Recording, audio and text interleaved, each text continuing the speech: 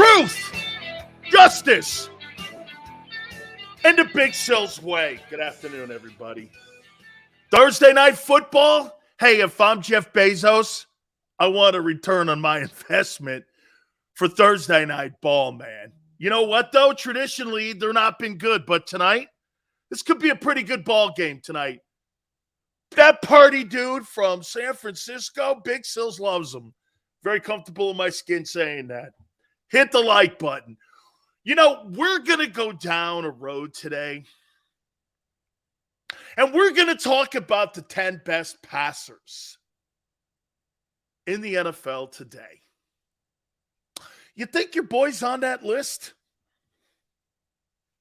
It has been an amazing day. By the way, I love the fact that this dude in Dallas, Micah Parsons, is taking shots at Jalen Hurts. He don't think he's shit. Dude, if I were you, I'd be concerned about the Jags this weekend. You see Jordan Mailata's comments? I'm worried about the Bears. And that dude should worry about this weekend's game too. We don't do that here in Philly. You know, he wanted to say more, man. He was starving to get into that guy's ass. That guy's kind of like the Marty McSorley. You know, Marty McSorley was a goon in the NHL back in the day, and he used to protect Wayne Gretzky. You know, no matter where it was, if it was in Edmonton or if it was in Los Angeles, Marty McSorley used to just he used to just protect Wayne Gretzky. Anybody went after Gretzky, McSorley would go after that dude. I like Marty McSorley too, man. That's kind of what Mailata is. Okay? Mr. International. Jalen's a number 7 passer. No, he ain't. We're going to get to that in a minute. He thinks he's more of an MVP candidate than Jalen Hurts, Micah Parsons. That's what this is about. The sidebar story to that Christmas Eve game with Dallas and Philly is the MVP race. Micah thinks he's better than that dude. He thinks Jalen, as I said yesterday, he thinks Jalen's the caboose. Hey, just so you know, I love it because it's great content. But do I believe that Jalen Hurts is the caboose this year to that Eagle team? Absolutely not. Who in their right mind would think that? Who in their right mind? Nobody. The kid's been the reason that they've won almost all their games. Hey, would we not say this? Jalen Hurts, man, the reason that they have won just about all their games is because of the quarterback's play. Right? It's because of the quarterback's play. All right. This is so easy. Hey, Micah, you better show up, kid.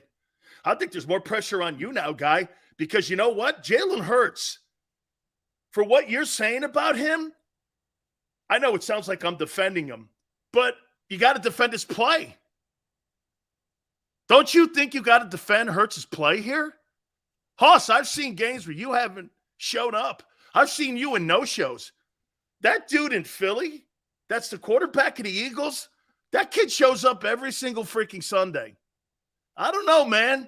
I've seen you throw some goose eggs up.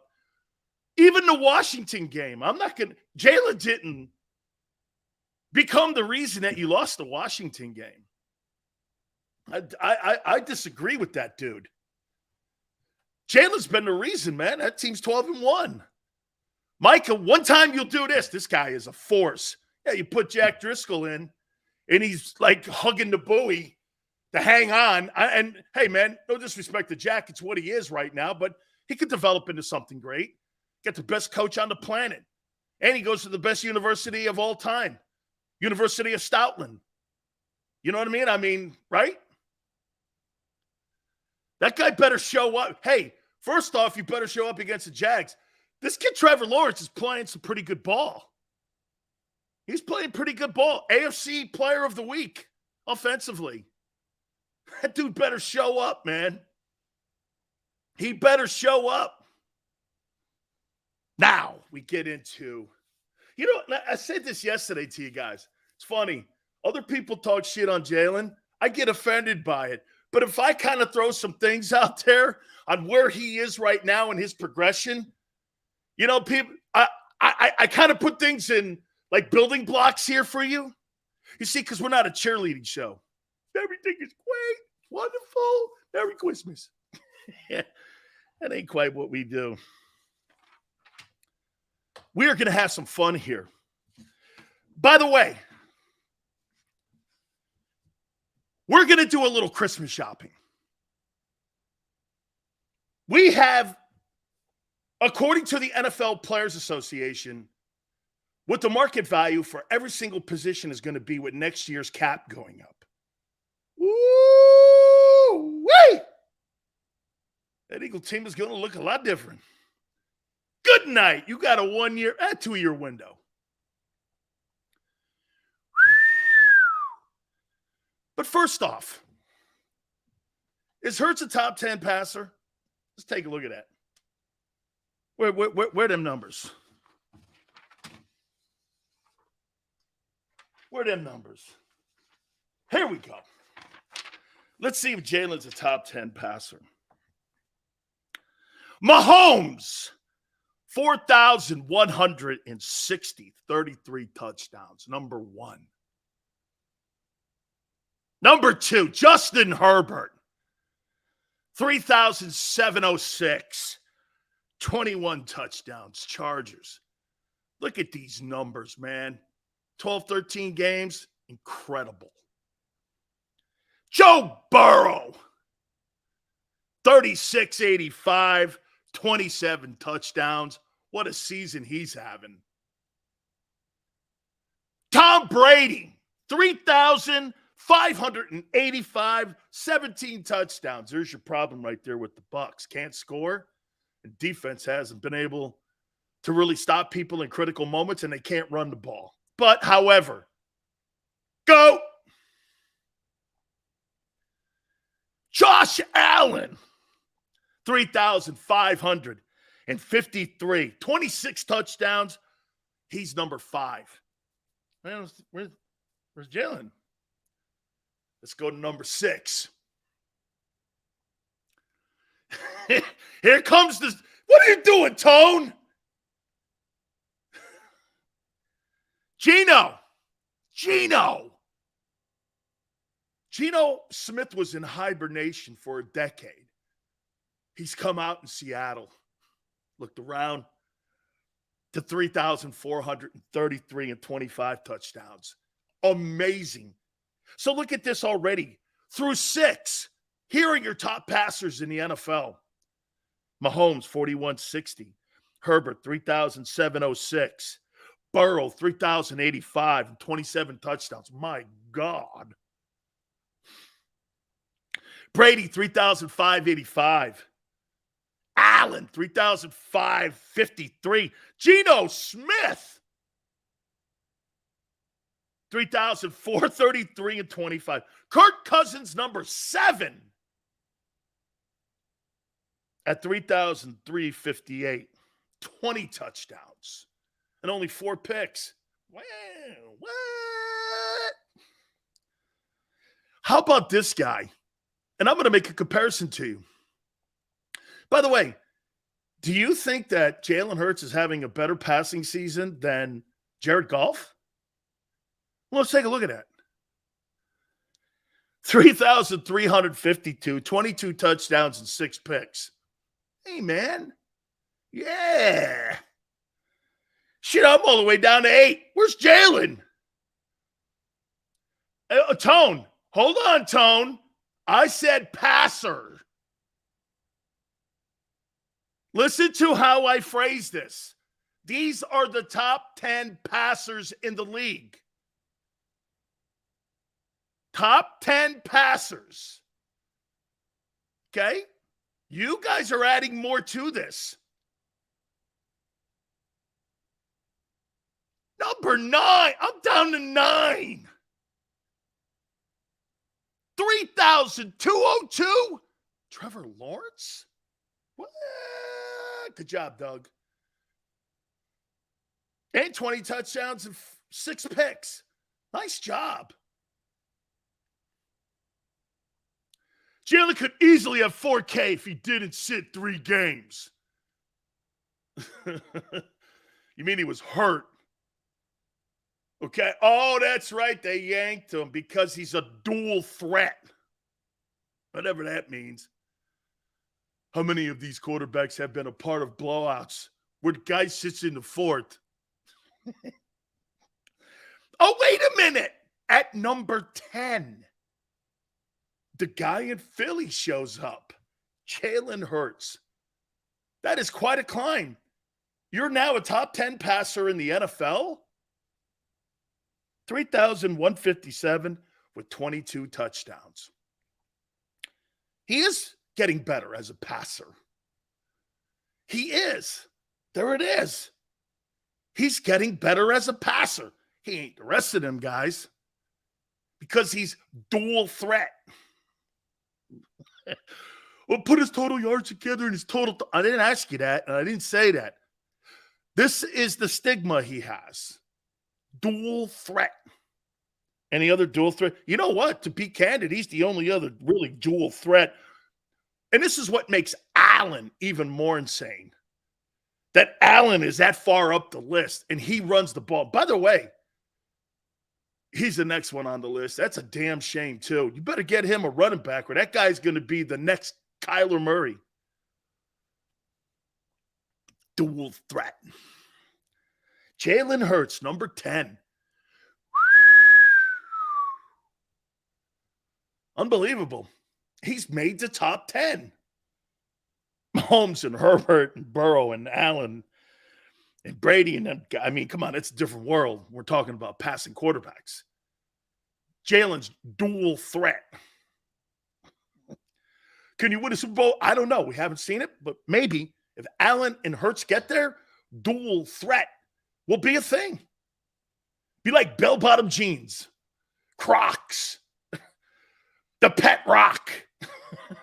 Oh, wait, no. What was that thing called? The gimmicky offense, Mouse Davis, right? One of them kind of offenses. Dual threat. Right. Look at Jalen coming in at number 10. Let me ask you this here. Who do you think's a better quarterback? Jared Goff or Jalen Hurts?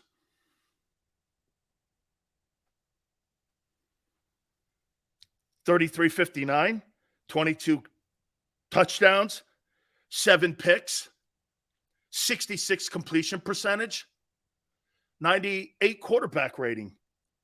He's 51-44 as a starting quarterback. He's been to 3 Pro Bowls. He's got 5 Player of the Week awards. He's a 2017 Most Improved Player, and he owns an NFC Championship ring. What's Jalen done? Now, to be fair, Goff's been in the league longer. And he's in Detroit. Here's another guy like Burrow in Cincinnati, where you don't win at them places. Jared Goff's winning in Detroit. Who's having a more impressive year? The dude that just won a Super Bowl in Los Angeles, Matthew Stafford, sucked with Megatron in Detroit. Megatron. This guy Goff's gone up there and won some ball games. I'll tell you this, I found out that the Lions may not move off him. That was a foregone conclusion that they were going to move off of Jared Goff before the start of the season. Now, he's in the mix of a playoff run. By the way, I think Detroit's better than Washington and New York Giants. How many people in here think that the Lions are better than the New York Giants and Dimes Jones and that shitty team that the Eagles played last week? They may not be better than Washington. They may be as good. Then again, did Detroit beat Washington this year? I mean, hey, Tone, Hayden Hutchinson, man, I'll tell you this. If it ain't for Sauce Gardner in New York, I think that kid could be your NFL Defensive Rookie of the Year. This guy's showing up and being productive. I'm wrong on him. I saw him get his ass kicked in that SEC or the game against the Bulldogs in the semifinal college football playoff. He got killed. That dude got killed in that game. He's an impact player, man. Somebody just put up there, Sills will vote for golf for all pro. Well, I think he should be on the Pro Bowl ballot. I think he's how about this? You feel more comfortable with Jared Goff in a critical game or Kirk Cousins in the NFC? What quarterback in the NFC do you feel comfortable with outside of Jalen? Goff or Cousins? Purdy or Goff? Hey, dude, I am the biggest hater of Jared Goff. Don't get anything connected or misunderstood here. I thought that guy sucked when he came out of college. Where did he come out of? Where did Jared Goff come out of? Cal, was it? I thought he sucked. KW going with the record again. Hey, Michael Parsons says your 12-1 record ain't the result of your quarterback. How can the 6-7 record then be part of Jared Goff's narrative this year? The reigning player of the year defensively is saying that Jalen's a product of that because of the team. Isn't Goff a product of the 6-7 record? How can you have it both ways? Well, my guy, it's a reason for the 12-1.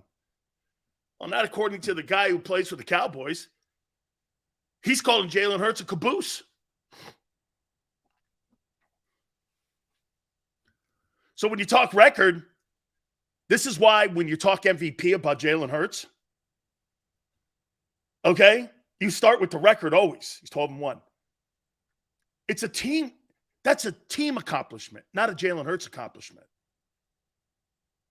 He's a marginal pass. Hey, top 10's not marginal. That's not marginal. That's not fair. But he ain't those guys. Even Jared Goff's got better passing numbers. He's got better passing numbers. He's a better passer. He's a better passer. Geno Smith is a better dual threat. I can't wait for Sunday's game. Conference USA, baby. Bowling Green, Toledo. 88 rushing attempts. Boy, that'll be a fun game to cover. Hey, did you see that left guard get up on the second level of the linebackers? Greatness, man. Unbelievable. Personally, when I cap for Hurts, I always start with completion percentage. Well, this guy's at 66%. How many picks? Who gives a shit? Hey, Josh Allen's got a ton of them. Buffalo Bills are still number one in the AFC.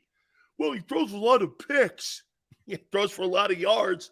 And he throws for a ton of yards. And he don't need everybody on the team like Jalen. Jalen needs everybody. Those guys don't. That's the difference here. Those guys don't need the best O-line, best receiving core, best tight end, best running back. They don't need that. Jalen does. He's the only one on this list that has all that. You don't see that? Those guys don't need that. So you take A.J. Brown away, you're probably still better, but you're like a little improved from a year ago. That's why when you start paying these people, oh, we're going to get to some Christmas shopping here. Ho, ho, ho. Oh, boy. Hate to point that out. Hey, but I'll give him a lot of credit here. Jalen Hurts is in the top 10 in passing yards. Remarkable. remarkable that he's improved like that. He ain't hitting 4K, but it's remarkable. Why in the world would you throw the ball against the worst defense? I think they were 31 or 32, the Bears. Why in the world would you throw the ball when you can run it down their throat? Remember, dual threat. Oh, man. Top 10, though. Kudos, man. Honestly. No sarcasm. Kudos. You guys ready to do a little Christmas shopping? We're going to do a little Philadelphia Eagle Christmas shopping. Oh, by the way, as a matter of fact, I do have a Pro Bowl ballot. I have a media Pro Bowl ballot. And I'm going to tell you who I think is going to make it to the Pro Bowl from the Eagles. I have to have it in by Friday. Maybe you guys can help me on that one. We'll do that. Why does it, hey, Sills, don't be dumb. When you have the lead, you throw less. Okay? Top 10 for running team is amazing. Yeah. Yeah, absolutely. They're second in rushing in the NFL behind the Bears. Absolutely. Absolutely. Okay, we'll get to the Pro Bowl. You guys can help me out on that. You guys can help me out too. By the way, Xander, Jason Cole sent me that ballot. He also has a ballot.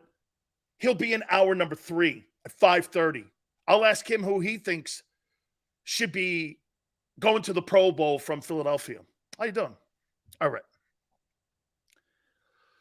I have found out, according to the NFL Players Association, you guys ready to do some Christmas shopping? Some Eagle Christmas shopping.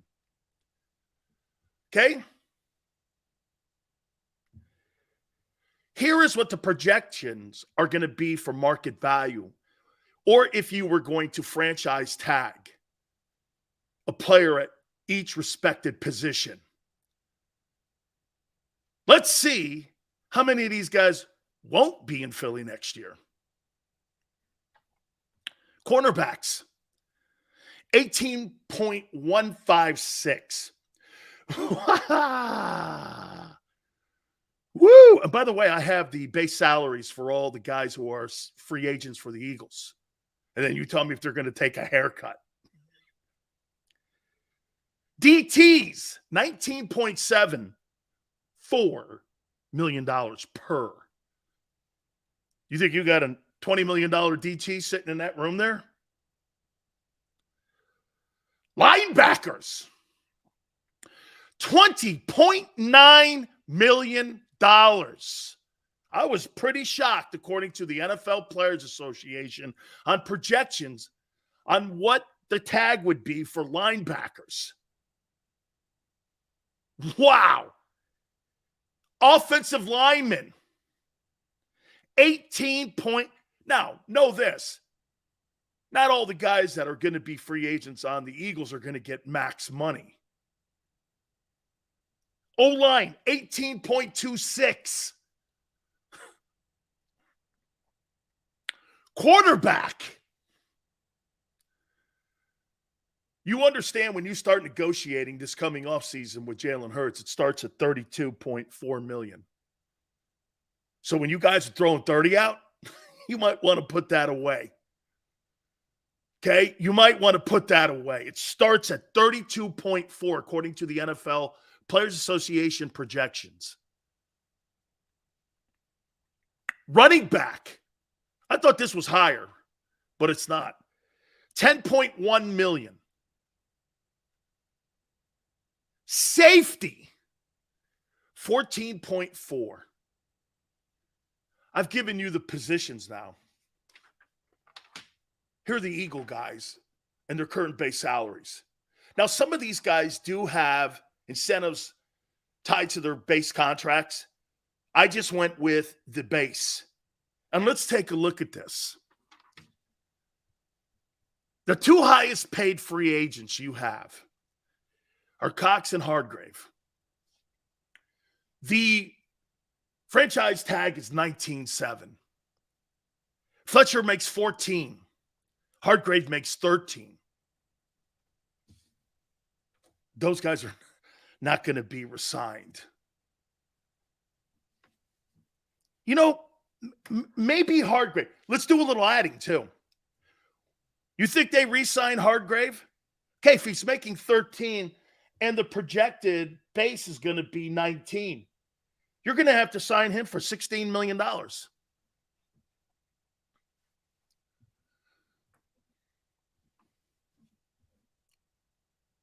You're going to sign him for $16 million?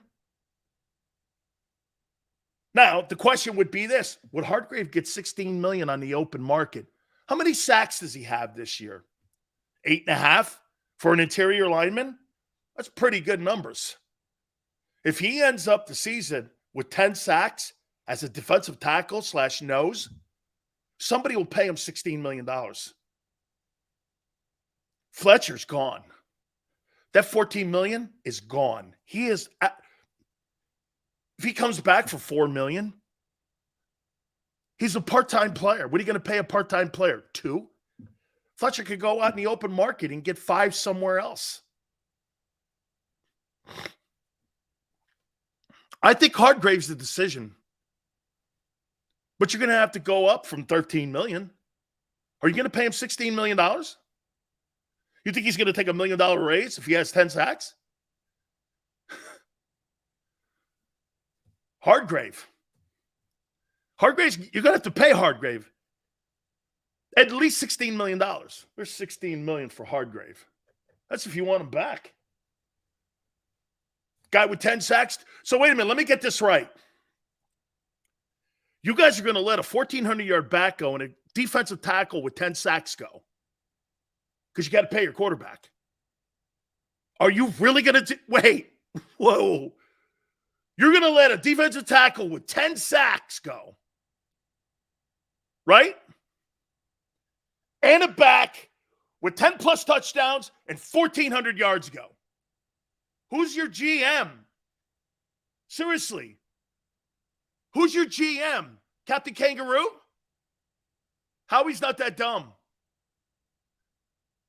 You're going to let a guy with 10 sacks out of the building.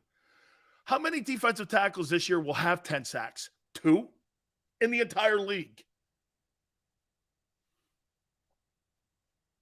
You're going to have to pay Hargrave 16. Fair? Fletcher? Here's a great one. Oh, boy. James Bradbury currently makes $7.25 million. With incentives, I know it's like 10 or something like that. But his base is 7.25. For a corner.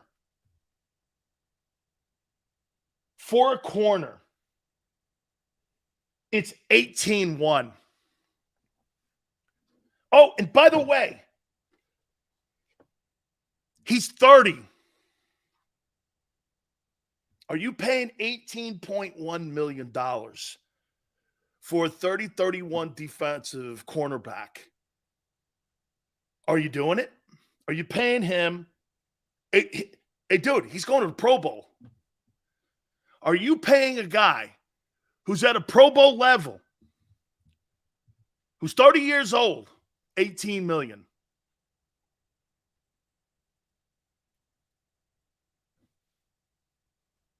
There's one of your draft choices. Got to draft a corner. Slate's going to be 33 or something at the top of the calendar. You're not paying $18 million for a 31-year-old guy. Omar goes, Sileo's acting like Howie can't do it. Why in the world would these guys take pay cuts? You don't think a lockdown corner who's part of the best secondary in the NFL is going to be paid $18 million? With the cap going up? How many people think James Bradbury will be paid $18 million? That's market value for a top flight shutdown corner.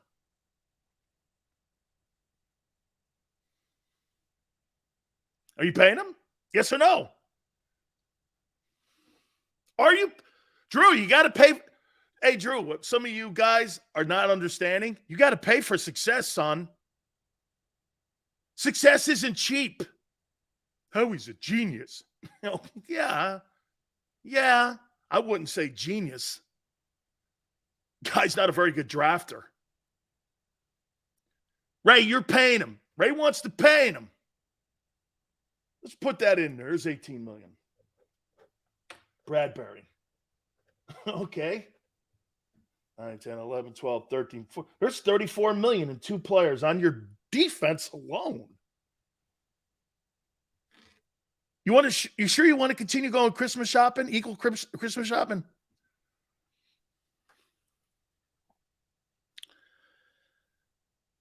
Isaac Seumalo has a base salary of $5.85. Let's see what O-linemen are getting.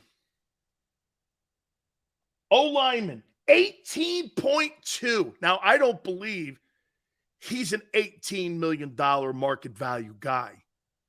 But I do believe somebody will pay him $10 million a year. How many people think Howie Roseman's going to pay Isaac Seumalo $10 million when he allowed him to walk into this year without a contract? Bye-bye. So Fletcher's gone. I think Bradbury, that will be a decision. Seumalo's gone. We're putting numbers to this now. This isn't just me freewheeling it. We're putting numbers, and I contacted the NFL Players Association, which I'm a member of still. I think Seumalo's a good ball player. Andre Dillard makes $3.1 million. He's 28. $18 million. Do I think Andre Dillard is an $18 million guy? Absolutely not. Do I think Andre Dillard could double his salary and maybe get $8 million? Absolutely. That guy will not be in Philadelphia next year. He'll start on 75% of the teams in the league. This is the era of awful O-linemen.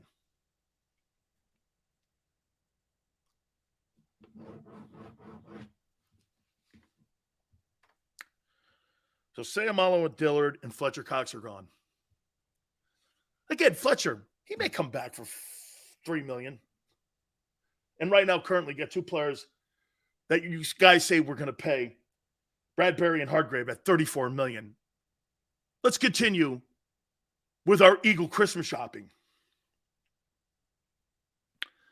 Kaiser White actually played really well this year. $3 million. What's the franchise tag for linebackers? $20 million. $20.1 million. Now, is Kaiser White a $20 million linebacker? No. But Kaiser White's no $3 million guy. Kaiser White will double his salary. He probably gets $7 million in the open market. He's had a really good year. You let White walk.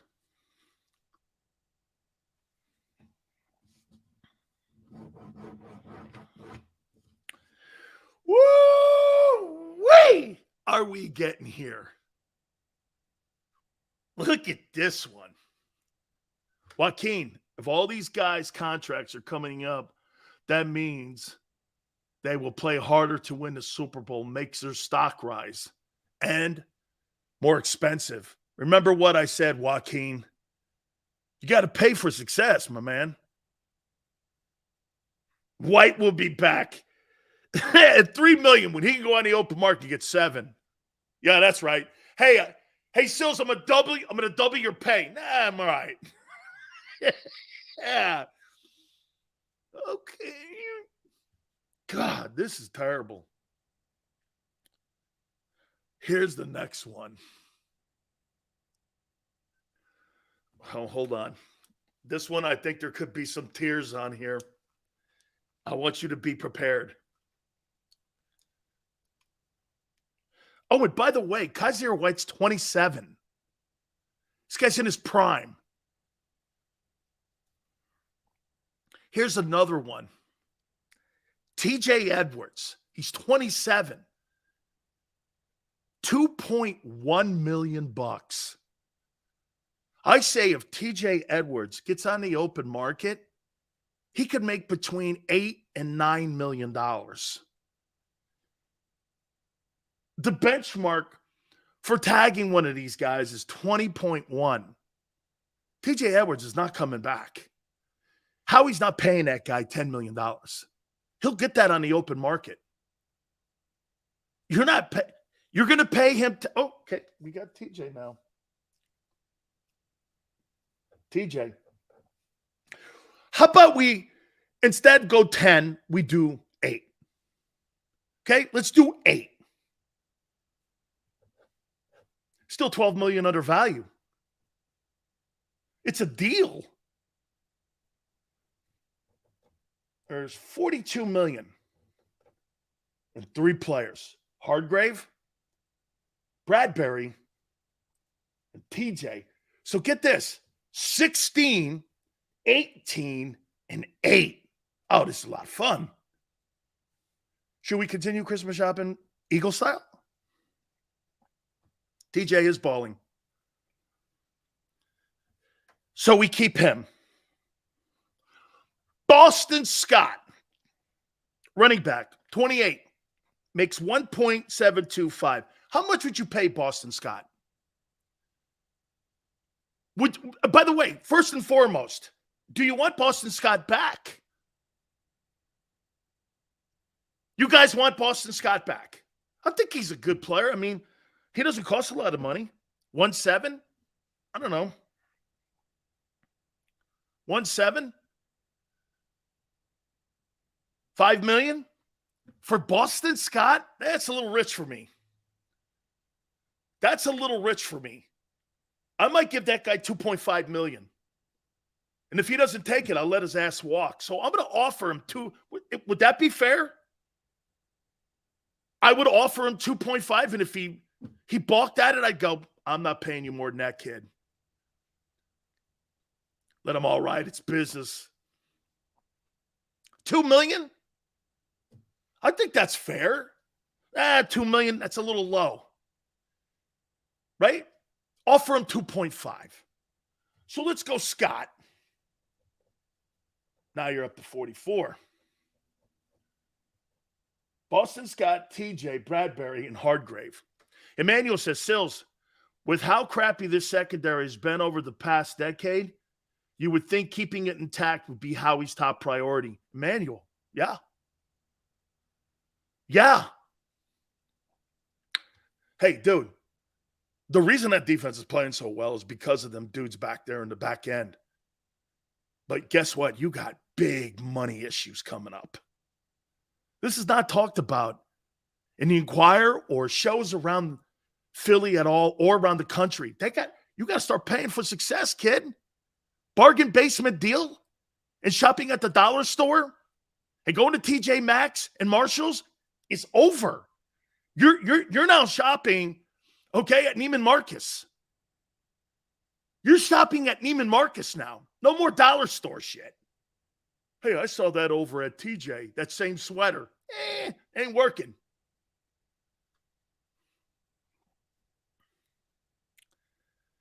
So Boston, yeah. Zach Pascal, 1.5, wide receiver. Do you want him back? You know what I would do with Zach? I'd let him walk. Zach Pascal, get another guy like that in the draft.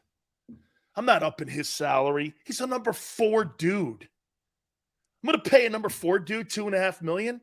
Get that out of here. Sorry, dude. I know you like your boy, but he's barely worth 1.5. Oh, I didn't realize some of these numbers for this next gentleman who's here for the Price is Right. Christmas shopping in December, Eagle style. This is pretty remarkable, man. We're at 44 million with 4 dudes already. Like it. Miles Sanders.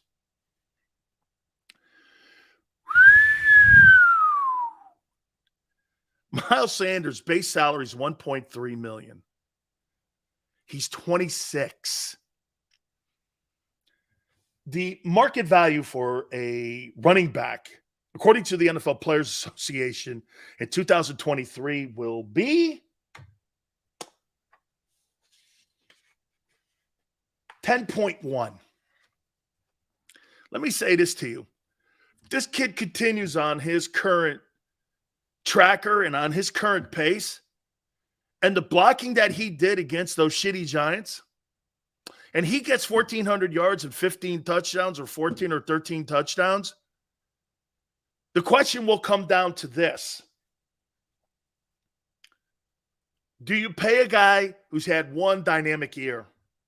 See, that'll be the fight back with the Eagles. Hey, really had a great year. Nobody's getting around that. But all the years you've been here in Philly, it's been up and down. That's your argument on lowering that salary. And that'll be the argument with Sanders in the open market. I don't care if you go to Kansas City, Miami, or you go to Buffalo. He's going to have a gigantic market, Miles Sanders. Buffalo would love to have him. Kansas City, Miami, all those places, Baltimore, would all love to have Miles Sanders. The question will be this. Dude, this guy's had one spectacular year.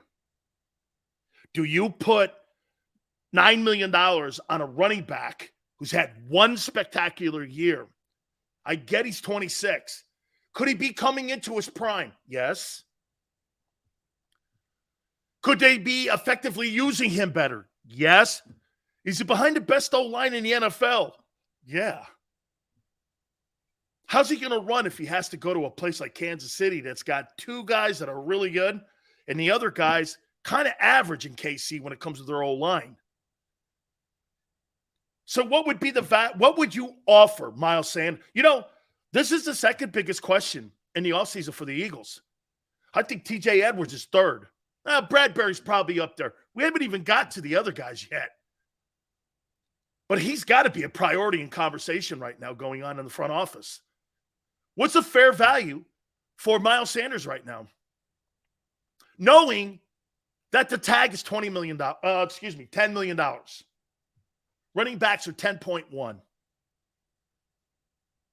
7? Would he stay for 7? First and foremost, let's ask this question. Will the Eagles offer him 7? Will the 4 for 35? How about this? I wouldn't want to insult him, Sills. Eric goes, why aren't you a GM? I don't think you really have to be a GM, dude, to put down some numbers on a piece of paper and find out who your free agents are and how much money your organization's going to spend. I don't think you have to have a degree from Harvard or MIT to figure this one out. Jesus, if I could figure it out, you don't need a rocket scientist degree. See, nobody talks about it because they don't bring it up. They just want to wave a pom-pom all day. 6 would be max. I think Miles Sanders would take 6. You think Howie would offer $6 million, $6 or $7 million to Miles Sanders if he does have that 14? Remember something. Here's something else to put in the back of your skulls when you're thinking about it. Here's something else. Howie drafted this kid. It's a Howie guy.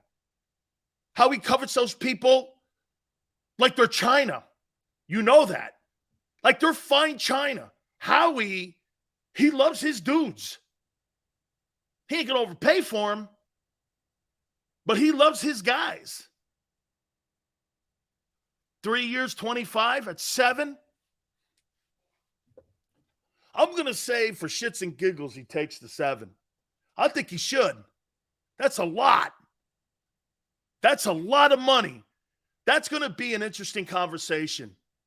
Dude, you're not going to let a 14. Like I said, Hargrave gets 10 sacks and you got a running back with 1,400 yards. You're going to let that productivity leave your roster. You're an asshat if you do that. You're nuts. So, Sanders, $7 million. That's $51 million bucks and 5 players. C.J. Gardner-Johnson has a base salary of $826,000.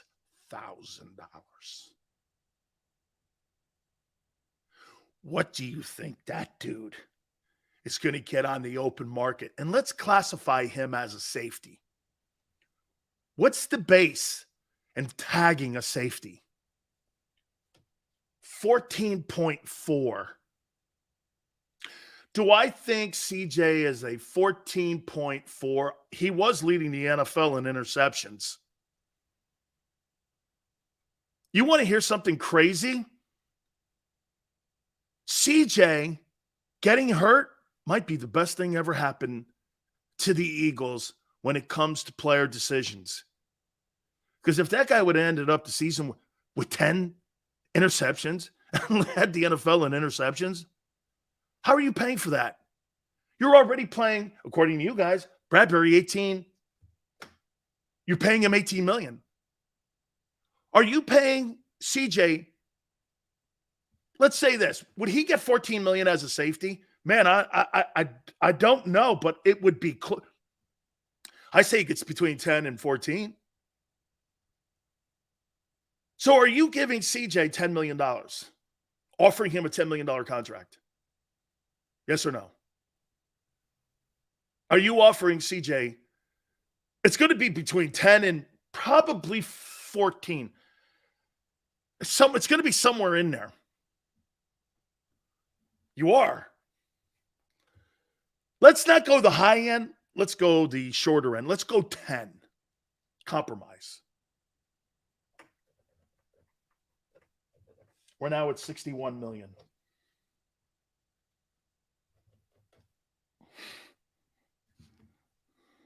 Here's another one. Man, CJ makes $826,000, man. He's 26. He's going to be an awful wealthy man. Wow. Boy, is that guy. He'll take a hometown discount. He's playing for a hometown discount. Dude, how in the world? Do you know what Howie did this year? Howie beat the living shit out of the Saints and didn't even have to put his team on the field.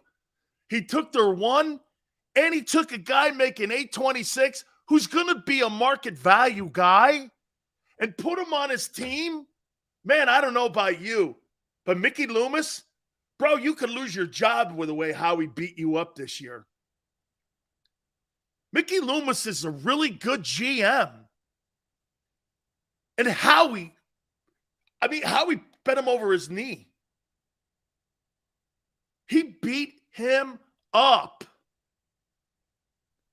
Took his one and this kid. Bro, I thought CJ was making a couple $1 million. He's making $826,000. Jesus criminy. That guy's going to get paid big. Dude, he's a $10 million guy. Dude, Howie, I'm telling you, man. Howie beat that guy up good.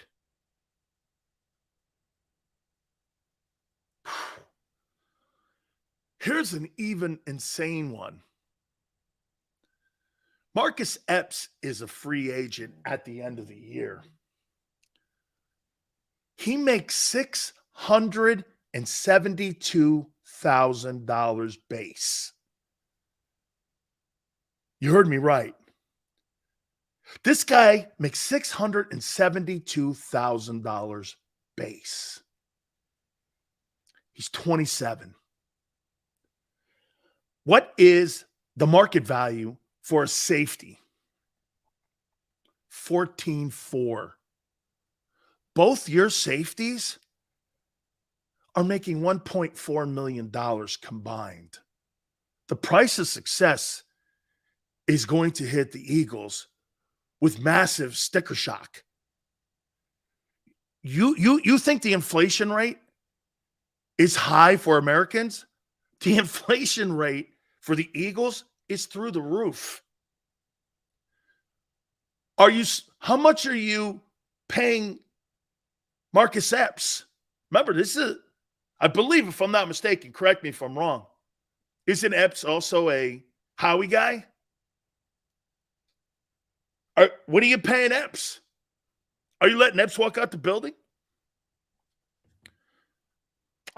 Get this. I'm offering Sanders $7 million. I don't think Howie's offering that.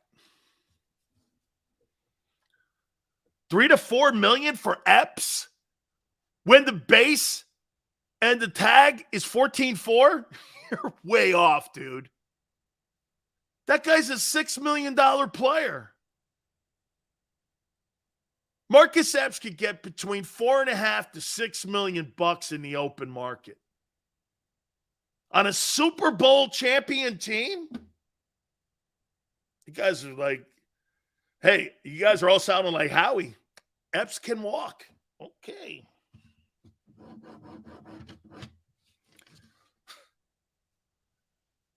So the price tag for all these guys, and let's do it defensively. Hardgrave, $18 million. Bradbury. No, Hardgrave, 16. Bradbury, 18. There's 34. You're going to pay TJ 8. There's 42.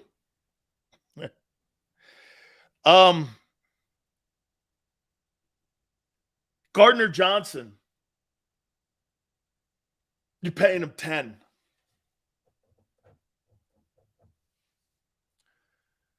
And you're letting Epps walk. You got $52 million to be decided on in player contracts.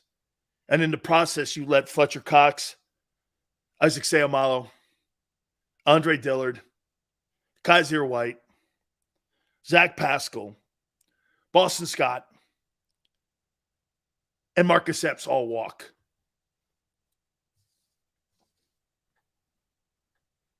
You got a lot of dudes, man, that are playing under market value. And you think because they play in Philly, the price of success goes up for everybody. Then on top of that, you got to sign a quarterback for potentially $40 million. Oh, man. Ooh. Cap going up $25 million. Yeah, it'll go up from 181 to about 206.7. I think that's what the PA said. Yeah, these are they gave me the numbers on what they're projecting the positions to be. So let me hear this right. This is just free agent money. You're paying that guy over on the right side, Darius Slay, $17 million a year. So you're going to have a secondary with Bradbury making and Gardner Johnson. You're going to pay Gardner Johnson $10 million. You're going to pay Bradbury $18 million, and you're going to pay the other guy $18 million. Man, you got some Los Angeles Rams money going on here. Guys are acting like the Padres now. Wow. Look at what John says. Draft a corner. Okay. You lose experience. You lose veteran leadership. And you're rolling the dice. So John wants to go like this. And John, you're not wrong. John is exactly right. I'd rather have a cheaper corner. I'd rather have a cheaper cornerback. Okay? Go into draft to have an unsure guy so I could balance my cap because I got to pay my quarterback. Correct. You're dead on. You are dead on. There are so many decisions to be made about this team. That's why when people go like this, Howie's all in. Howie has to be all in. The financial decisions, dude, honestly, nobody in this room and nobody watching us right now really believes that Howie Roseman's going to offer Miles Sanders $7 million. You know that, and I know that. Guy's had one spectacular year since he come out of Penn State. Are you really going to give him that? Absolutely not. You know that. But someone's going to overpay for him because you know why? Here, watch this. There's more of a need for Miles Sanders in Kansas City, Buffalo, and in Baltimore than in Philly. So they'll overpay for him. Am I wrong? You need to protect that kid. And, hey, if I say this about Jalen Hurts and his longevity, next guy up that's going to be K1, Kyler Murray, is Josh Allen. Guy plays with a reckless abandon. He doesn't play as smart as Jalen. Absolutely. All that's true. All that's true. Jalen's smarter. Doesn't take big hit. Absolutely. All that's true. Still doesn't get away from the style of play that doesn't have a high ceiling. Someone's going to pay Miles Sanders between 5 and 7. I don't believe it's Philly. So you're going to lose. Do you know what you lose? You lose 1,400 yards and 13 touchdowns. That's not going to play a factor. No, we'll put Kenneth Gainwell and this dude Boston Scott in there. Or we'll draft a guy. Unsure again. I hate some of the guys that are in the draft because you know why? It's a coin flip. You don't know. It's like Russian roulette. He's either a turd burger or productive or decent. When you got to pay for guys like Kaiser White. So people are in here going, well, I'll take Kaiser White out of starting lineup and I'll put Kobe Dean in there. That's a gamble. That's a little dude. The reason can I tell you why? Do you want to know why Kobe Dean went in the third round? Had nothing to do with ability. Had everything to do with durability. Most NFL scouts don't think he can handle a 17-game NFL season, let alone playing 5 years like that. He's not a big guy. They think he's a good ball player. Watch this. Hey, Xander, your boy, Bryce Young. You think there's any doubt that Bryce Young is not a good football player? Bryce Young's a spectacular player. How many people, though, do this? Man, is that guy going to be able to handle getting hit, though, in the league? If you're doing that for Bryce Young, no wonder they did that for Kobe Dean. Eagles and everyone, they got the steal of the draft. Okay. Talent-wise, probably. Durability-wise, not really. Still, he's a good player. No one has ever debated that. We have always debated his durability, even with limited play here. And you're going to take Kaiser White out for that and put that in and put another uncertainty in your defense next year. Wow, man. That's why the chips are in right now. You got a corner playing safety. Here, let me show you your steals. You got a quarterback making $1.4 million. I think it's 1.2 actually, base. Gardner Johnson makes $826,000. Boy, I got to tell you, man, Howie, when it came to getting these guys in here for these shitty salaries, there's no doubt he's the slam dunk executive of the year. There is no doubt. Dude, when I saw Gardner Johnson's base salary, I almost fainted. I said, that guy was leading the NFL in interceptions, makes under $900,000. Dude, Howie, this guy had an Aaron Judge year. I'll make this proclamation to you. This is the greatest year that Howie Roseman has ever had as a general manager in Philadelphia, and that includes the Super Bowl. Because economically, he can look at the owner and go, yeah, I screwed up on that Wentz deal, but I'll show you what I did do. Sanders is making $1.3 million. CJ's making $826. Epps is making $672. Edwards is making $2 million playing Pro Bowl ball.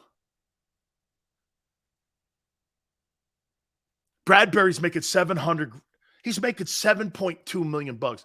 So wait a minute. Bradbury's making $7.2 and he's going to be a Pro Bowler.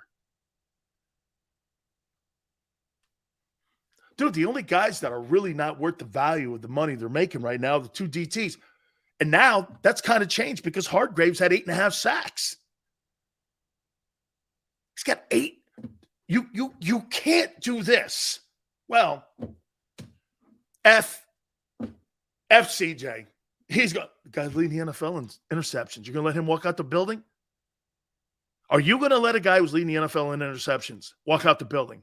And CJ, are you going to let a guy who led the NFC in rushing and Miles Sanders walk out the building?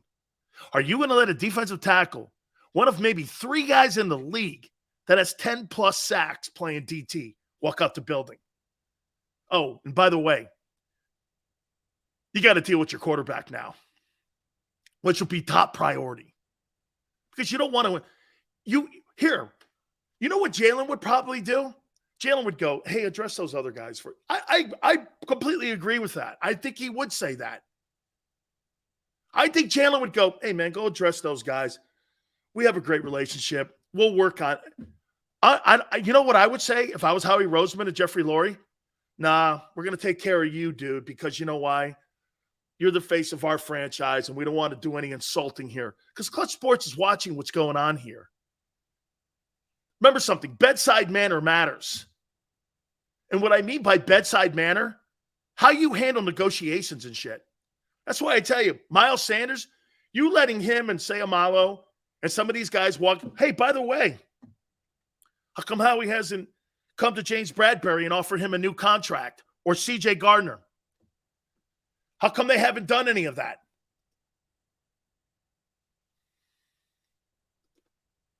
Okay?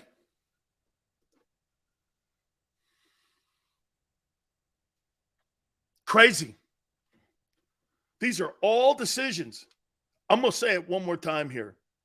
Dude, when you look at the numbers, Howie Roseman, and you put them next to the players and the production that they've had, there is no question Howie Roseman is the executive of the year, and this is his greatest year as general manager because economically, it all worked. I'm not talking future, next year, 2024. I'm talking today. Look, I think the guy's mediocre as a draft talent guy. But when it comes to construction and structuring contracts and finding guys, tell you what, man. I thought Les Snead out in Los Angeles and Kevin Demoff and them dudes out there were good. That team's in shambles right now. You know the difference between the Eagles and the Rams? The Rams have all those contracts for the next 4 years, and they gave up all their assets. Howie's got 2 ones, and he's paying guys like C.J. Gardner-Johnson $800,000. Unbelievable. Hit the like button. Hour 2. I've got my Pro Bowl list that I am going to send in on Friday. Okay, and I want to throw this out. Also, Week 15 of the NFL starts tonight. Pretty good ball game too. San Francisco. And I believe it's Seattle tonight. That's a pretty good ball game. Very interesting stuff here. And I think it really goes and says a lot about Howie. All right, hour 2. Hit the like button. Keep it here on the National Football Show. Post-game show with Seth Joyner. I knew that they had a running game. Derek Gunn. He has put in the effort. Devin Caney. Had we not won the Super Bowl, what would we be saying? And Mike Missinelli. Well, you know who Philly is. Post-game, now streaming on the 6ABC family of apps.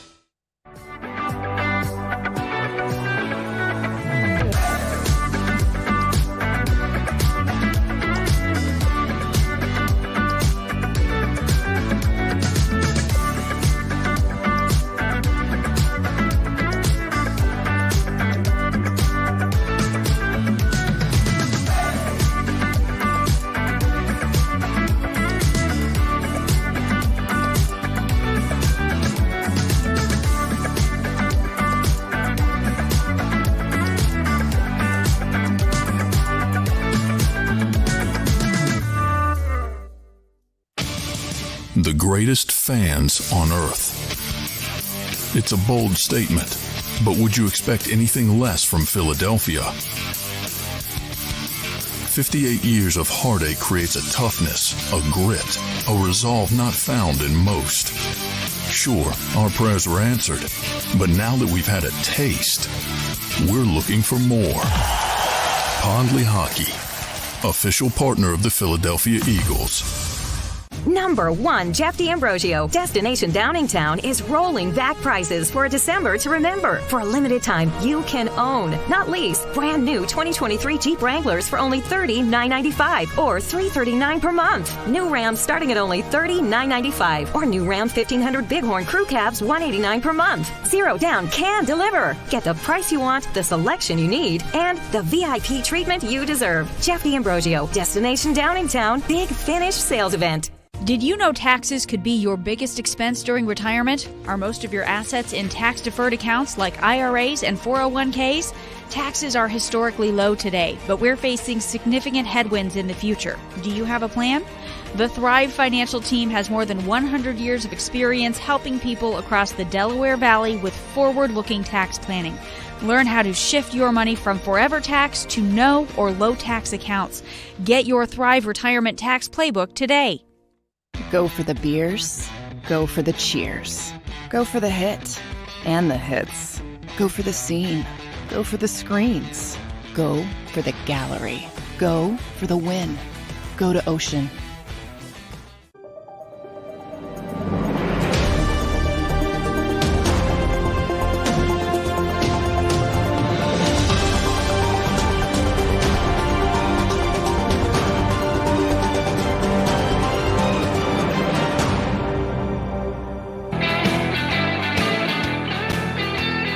Hour number 2, National Football Show. Troy Vincent's in a lot of trouble with the NFL owners. He was in a conversation today with ownership, and he compared the combines to a slave auction. Arthur Blank from the Falcons was absolutely offended by that. Okay? Now, slave auction? I don't know when we're talking about giving people $40 million guaranteed is a slave auction. Remember something about this draft. You don't have to show up. This is not the military's draft. If you're so offended by the league, don't show up. If you're so offended by the $18.5 million that we just got through talking about, don't play. Now, do some of the practices have to go away? Like asking a guy like Des Bryant if his mother's a prostitute by Jeff Ireland? How does Jeff Ireland even work in the media after a question like that? That's something he systematically asked him when he was the GM of the Dolphins. Hey, Des, is your mother a prostitute? You know, because you know what they're doing, right? They want to see your reactions to the most outlandish things they can ask you. They want to see if you'll blow a stack or something. It's so petty and stupid. There's so many dumb questions that they ask you. They asked me if my family was in the mafia. I said if I had my family in the mafia, I wouldn't be here. They loved it. I was like, well, if I had mafia members, I wouldn't be here. Trust me. I mean, it's totally ridiculous. So you're going to address, and again, here's the guy, Troy Vincent, not knowing the room. You got 32 white owners, and you're in there going, hey, this is a slave auction. And some owners just is talking about giving Deshaun Watson $230 million guaranteed money. Jimmy Haslam stood up and went, Jesus criminy, what in the world was that? Highest paid players in the game today, 75% of them are African Americans. How is that slave mentality? It's a narrative for Twitter. Okay? Now, do the owners look at us as assets and widgets and spare parts? Absolutely. Absolutely. They don't give a shit about you. But here's the difference. Whether you're black or white, they don't care. They only care about cheap. I just showed you cheap. The Eagles are cheap. They will pay, though. They will pay. But they're cheap. But that's not uncommon anywhere else. They will fire you. What's the fastest way to get out of a building? Is if you're making too much money and not giving you the production that they need. That's why when you look at Fletcher Cox, hey, man, who wouldn't like to have Fletcher on the team for like $2 million? Of course you would. Not at 14. They want someone cheaper. Milton Williams. But then again, that's the way that business has always been. You know why? Because there's no guaranteed contracts.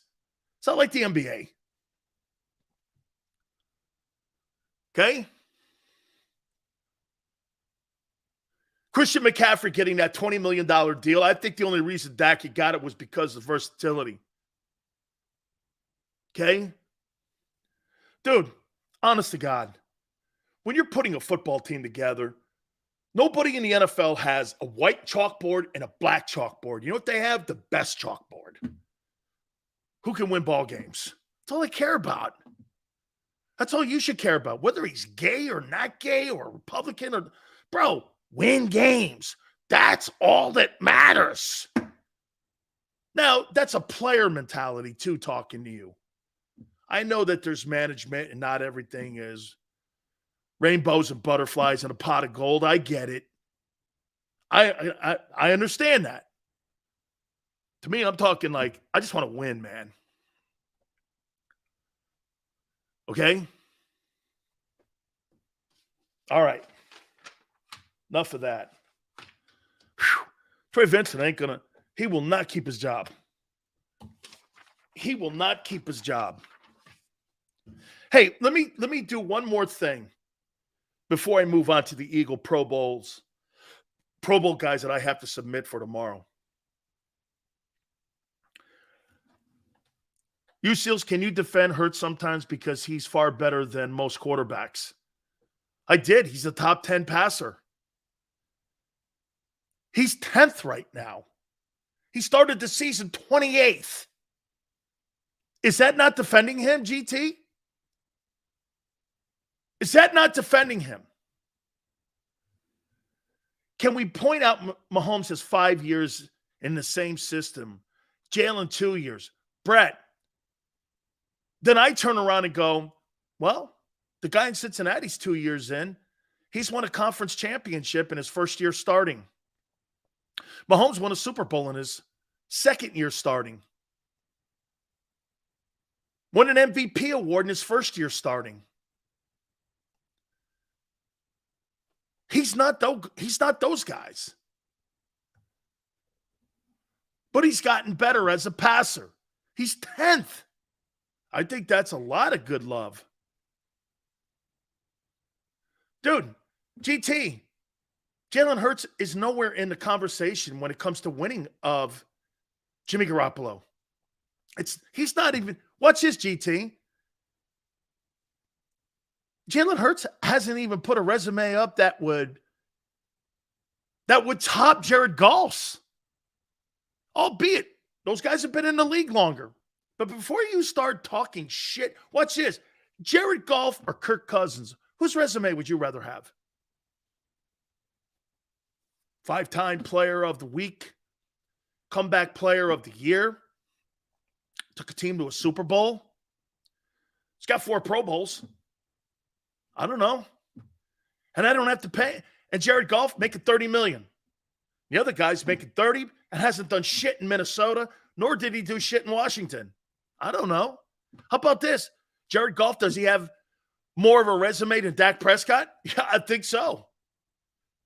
Whose resume is better, Dak Prescott or Jared Goff's? Well, you know, Dak, what, because he plays in Dallas? Big deal. Jared Goff, he doesn't choke. Jared Goff versus... Shit, Goff just beat Cousins, didn't he? Didn't Goff just beat Cousins last week? I mean, dude, you start looking at... I am not a Jared Goff fan. But when I look at his resume, 20 touchdowns, 7 picks, his team 6-7, there was a time they looked terrible. I'm going to tell you guys something. The Lions may have been the best team that the Eagles have played so far this year. I think they could beat Dallas.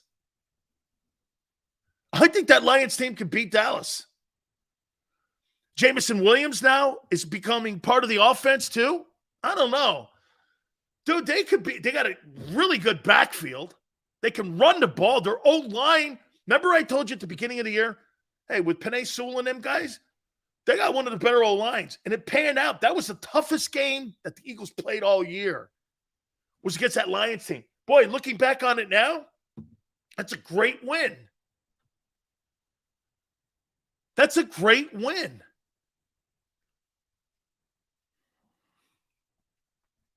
Hurts beat Golfing Cousins. GT, Tyler Heineke, and Dimes Jones have beaten Hurts. Hey, then again, man, this dude, that Purdy guy up in San Francisco just beat the GOAT. So always throw that back at Big Sills too. Hey, Sills, that Purdy guy that lives in San Francisco, you know the one that you have a fetish for up there? Well, Purdy, man, that Purdy-looking guy in the Bay Area, San Francisco, he beat the GOAT. Absolutely, right? I'm going to say this before we get over to the Eagle Pro Bowlers. I hate to do this. I do. Tua Tagovailoa, man, Miami Dolphins dogs, you guys got to get off that guy. He ain't good enough. He ain't going to lead you to shit. He's just not good enough. There's times, man, when he looks good. There's times when he's too inconsistent. He's banged up. And I'm not building my team around a guy made of balsa wood. I'm just not doing it. Do I like him? By the way, everyone loved Tebow. Everyone loves guys, and you root for him. I like him. I root for him. But when it comes down to whether he's Aaron Rodgers with a shitty attitude or he's Tua with a great attitude, bottom line, you got to win ball games. Okay? And what's sad, he's good. He ain't good enough. He's not beating Josh Allen in the AFC East. And I would even make another comment to you. You know, I don't think Mac Jones – watch this. I think Mac Jones is going to win some ball games in New England. He's not terrible. I'll say this to you about Mac Jones. He's more consistent than Tagovailoa is. You see this is a big game. This is a big game this weekend. They got a big one. Who are they playing this weekend? I think they got a Saturday game. They're playing Buffalo. Bro, if you don't put up good numbers against Buffalo, man, that's going to be the doom of him. They play Buffalo this weekend. And some go, well, it's bad weather. Well, shit, dude. Welcome to the playoffs. You got to go to bad weather places in the playoffs. That's why the Eagles are built for playoff football. You want to hear something crazy? I think the Eagles are more of a playoff-built football team for postseason play than those Colts teams with Manning were. Playing a dome, perfect environment. Jesus, man. It's like playing football in a doctor's lab. Everything's perfect. You know, the atmosphere, the barometric pressure, the temperature. Well, that ain't football, dude. You got to go to New England and Baltimore. You got to go and play in some of those places like that. Or you got to play in 100 million degree temperatures like in Miami. You got to go with the environment and the surroundings around you. I mean, like when you play in Philly this coming December and January, hopefully, you're going to be sitting there going, shit. I mean, look at the weather today. Guarantee you that the Eagles are inside practicing today. Eagles are built for playoff ball. Cold, rainy, wind, sleet, hail. Yo, well, I'm going to play. Well, Tua's got to go to Buffalo. Well, dude, he is in the AFC East. The Bills do play in the East. You see, the Bills, watch this. The Dolphins get the advantage early in the year, right? When you got to go down to Miami and the humidity's 90% and the temperature's 95, well, now they get the advantage. It's 28 degrees below zero and 50 feet of snow. Sorry, dude. Can I say this to you about the Vikings? I think the biggest thing that the Vikings ever did, that was one of the most criminal things that they ever did to their organization, was put a top on the Hubert Humphrey Dome. And now this new place, they got a lid on their stadium. Why in the world would you take, is there any coincidence that that franchise went to 4 Super Bowls? Because you had to go to Metropolitan Stadium and play in 38 degrees below zero? Can you imagine being the Cowboys and having to go up there and play in 38 below and on a frozen stadium where the Twins used to play in Metropolitan Stadium? When they put a top on that, they've never been back to a Super Bowl. They've never been back. They've been to a conference title game, but they've never been back. Shit, Joe Cat took them to a Super Bowl because nobody wanted to play in Minnesota in January and December. Yeah. Dude, you ever been up there? And that time of the year, I played in the dome. I never played outside up there. But I'll say this, getting off the airplane and going to my hotel room, holy shit. We went up there one time in December. I could not believe how cold it was. I said, man, thank God we're inside. Dude, you put a top in that stadium. You took the biggest home field advantage away in the history of football. You imagine the Bills playing inside? Shit, man. Dolphins have to go up there and play in Buffalo. That's a home field advantage. I'm not taking that away. Not in your life. Circle back, though. Tua's got to go. They need a quarterback. And I think that's why Lamar Jackson didn't sign that contract in Baltimore. I think he wants to go home. All right. I get a list every year. And I get a checklist of players. I think some of you will be shocked with some of these guys. Let me see how many I got as of now. Maybe some of you guys will convince me of other guys on the team here. 1, 2, 3, 4, 5, 6, 7, 8, 9. I got 9 Eagles going to the Pro Bowl, at least on my ballot. Let me start, and I'll give you the list, and we'll go over it. I got TJ Edwards. I look at TJ Edwards, and I'll bring up the other topic here in a minute. I wrote something down with him about Edwards. I'll get to that here in a minute. I'm going to put that here.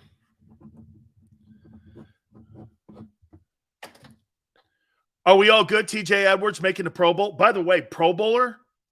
And what was his salary? $2.1 million, and he's a free agent.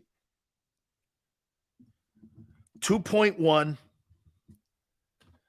and he's going to be the starting. I know they're not playing the game anymore. They're doing other skilled things. But 2.1, Pro Bowler, team makes it to the Super Bowl. How are you paying him? And the linebackers on what the tag is going to be is $20.1 million. Whew. Man, there's another guy you got to think about. He's going to make the Pro Bowl.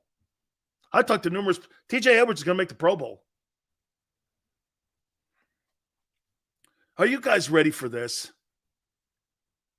Are you guys ready for this? I want to show you how Big Sills is fair. Hassan Reddick! Double digits? Third team in a row? Last 7 games? Unless this guy falls off the planet. I got to put him on my ballot here. You got to put Hassan Reddick on this thing here, man. Right? Hassan's a Pro Bowler. Look at this. David goes, Hurts has the most first half passing in games. Dude, he's 10th. Care how you slice it up. He's 10th. He's 10th. Okay? Shut up, Hassan.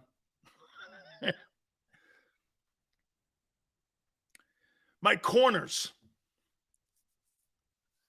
Bradbury and Slay. Actually, there's 10 guys. 1, 2, 3, 4, 5, 6, 7, 8, 9. There's 10 Eagles. I think the record's 12. Man. Hey, you may not get the love nationally with national shows talking about you, but your boys are going to get a lot of love this year. Okay? He's number 2 in total yards. I don't give a shit. I talked about top 10 passers. He's 10th. Good night. Take the day off. He's 10th. Bradbury and Slay. I think so far I got TJ, Reddick, Bradbury, and Slay. I have a question, though. Okay? What about Goddard? I think Goddard's going to be an alternate. Oh, no, they don't have the alternates because you're not playing the game anymore. So there's no alternates. That's one of the stupid things now because they're not going to play the game. There's not going to be alternates any longer. Okay? Just not. I can't put Goddard in. So there is only 9. I can't put Goddard in. He's missed too many games. I know he's in a 21-day window now. I'm thinking they're trying to get him back for Dallas. Okay? Seriously, I think they're trying to get him back for Dallas. What you don't realize is that Hurts doesn't throw the ball as much as the other quarterbacks because he's dual threat. I know. I can't wait, Lamont, to watch the game this weekend.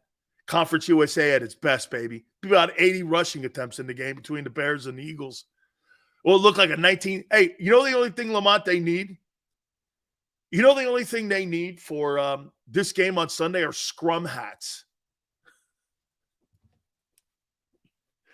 Like a rugby ball, like my daughter plays.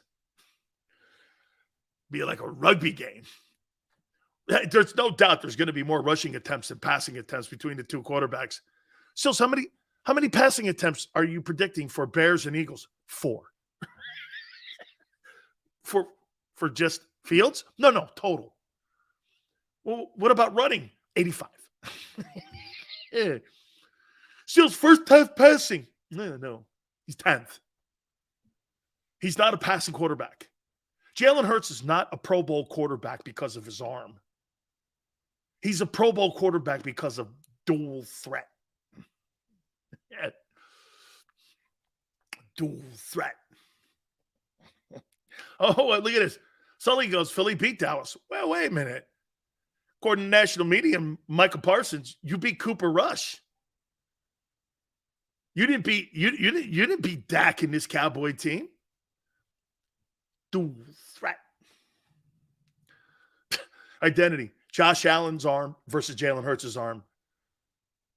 I got to do it. Xander. Josh Allen versus Jalen Hurts' arm. Over. Over. 12-1.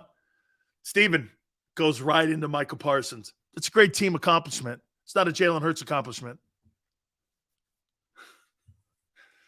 That's a Jalen Hurts accomplishment. It's not 12-1. He thinks Jalen Hurts is the caboose. Okay? Keep putting 12-1. Every time you guys put 12-1 up, Michael Parsons laughs. Yeah, exactly. That's not a Jalen Hurts stat. Totally, Yale. It's a total shit on. I'll tell you what, man. Hey, if I played on that Eagle team and they were doing that to my quarterback, boy, would I want to take out Dak. Oh, man. You better have your head on a swivel, son, because if you throw a pick, I'm coming to get you. Oh, my God. You better not throw a pick, and you're going to. And, boy, let me tell you, in a team meeting, I'll give you guys a little bit behind the scenes. Ask Barrett this. Defensive line coach goes like this. Who has a quarterback on INTs? Everyone puts their hand up. And if you take them out, you get the money jar. Oh, man, I'd be looking for Dak, man. I'm looking for you, man. Don't stand around the pile, son, because I'm going to knock you out. Talking shit like that? Max, 12-1. Not a Jalen Hurts stat. Hassan, not a Jalen Hurts stat. Gain, not a Jalen Hurts stat. According to Micah, not me. That's a team stat. I don't get it. Yeah, totally. 12-1. Did nothing to do with Jalen. According to Micah and the Cowboys. GT says, Sills, Brady and Peyton wish they could run. I know. That's why they're incredible passers. Jalen's not an incredible passer. He's dual threat. Yeah, because those guys last long. Yeah, but still, those other guys got hurt. Never affected their ability to throw the ball, though. Brady blew his knee out in the pocket. Well, he's a pocket passer. Kyler Murray blew his knee out outside the pocket, non-contact. Well, he's dual threat. Brady's not going to blow his knee out running in open field space. Your boy is. Josh Allen is. Stupid. Parsons said that for the media and the hype up. Hey, dude, Lamont, you got to worry about the Jags this weekend. They're playing better football, man. Doug's starting to turn that thing around. He's turning Trevor Lawrence around. You better worry about the Jaguars. I wouldn't be worrying about the Eagles right now. Bro, the Cowboys are so petrified. Can I show you this? How petrified they are of you? They signed T.Y. Hilton so they can have him in practice running Jalen Hurts plays and getting them ready for the Eagle game on Christmas Eve. And you got a star player on your team talking shit on Hurts, and you got the Jags this weekend? You're in their head. If I were in that building and I was the head coach, I'd be like, hey, you got the Cowboys right where you want. Don't let them distract you. Bears aren't real. The Bears run the ball. Bears can't stop the run, but they can run it. They're number one in the league in running the ball. Don't lose your focus on this. And I don't think they will. I think the Cowboys are. I think, quite frankly, this is everything that you guys talk about, the Cowboys unraveling. Right here. There's a great example of it. You signed T.Y. Hilton. T.Y. Hilton's got shit left. Okay? But what can he do? He can mimic Jalen in practice running the RPO. He ran it in high school. I know who the kid is. He's a South Florida guy. I know who he is. I was always pissed off he never went to Miami. Another guy that Al Golden passed on. Dude, dude, you better worry about the Jaguars, man. Eagles are going to take care of business with the Bears. I love Milata's comment. He's like, F that guy, man. We're worried about the Jags. He wanted to say so. He meant, dude, let me tell you, I swear to you, there's a lot of animosity being built up for that game. You're talking shit on a guy who's leading the team and Jalen. Hey, and by the way, do I think Jalen Hurts is part of that 12? Absolutely. Completely. See, Michael Parsons wants to be the MVP of the league, not just the MVP on defense. And he thinks he's more important than Jalen. That's why he's talking shit on him. He is talking shit on him. Dude, I'm kind of surprised, too, that the media in Philly's not more of. The Inquirer calling him Mike Parsons is beautiful. That's a shot across the bow. You get the guy's name wrong? You know who he is. It's Micah. He's not Mike. Mike is not like something of a nickname. It's his name. He's Michael Parsons. Okay? It's like calling me David Sileo. You're like, dude, you don't know the name by now. Cowboys 10-3. Has nothing to do with it, dude. Parsons thinks your guy is the caboose. Caboose. Mike Parsons. Dude, that's really – I thought the Eagle people would be more – dude, it's a shot at Jalen. Complete, total – and then when he was asked more to expand, I went back and watched that thing. Was that the Von Miller podcast or something? He's talking about MVP. He's not – I don't know. I think it's more the team. He's got everything. I was like, whoa, what? He's got everything. He better win. He does have everything. Cowboys game Christmas Day. Australia and I'm meeting. Obviously, Cowboy fan. Eagles defense been overlooked, and I think Dak's going to get stomped. Sydney, dude, I'm this. I'm with you guys. I don't believe the Cowboys are in their room. I think the Niners are. But we'll get a test of it tonight. Because Purdy now has some tape on him. And once you get tape on him, let's see if this guy comes crashing back to earth like Skylab. Or if this guy takes off a little bit like, a quarterback that can hold the fort down. Right? I don't know. He seems it. The Cowboys, hey, I'm just saying, man. Cowboys have played better since Dak has been in the building.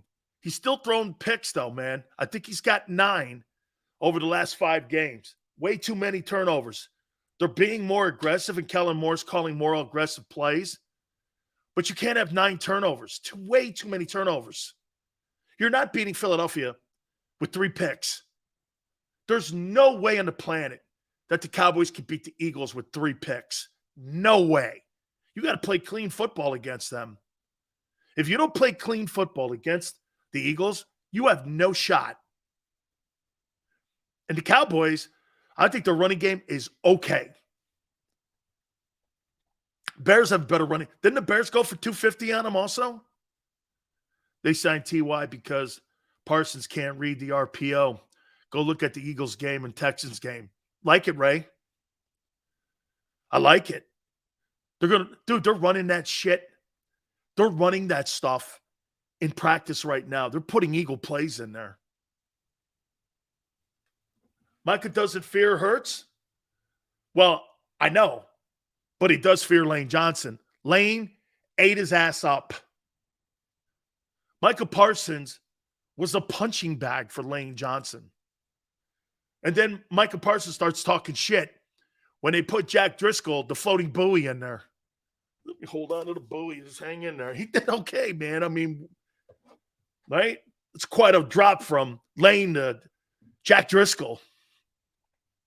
It's okay, though, man. I'm all right with Jack Driscoll. No disrespect to him.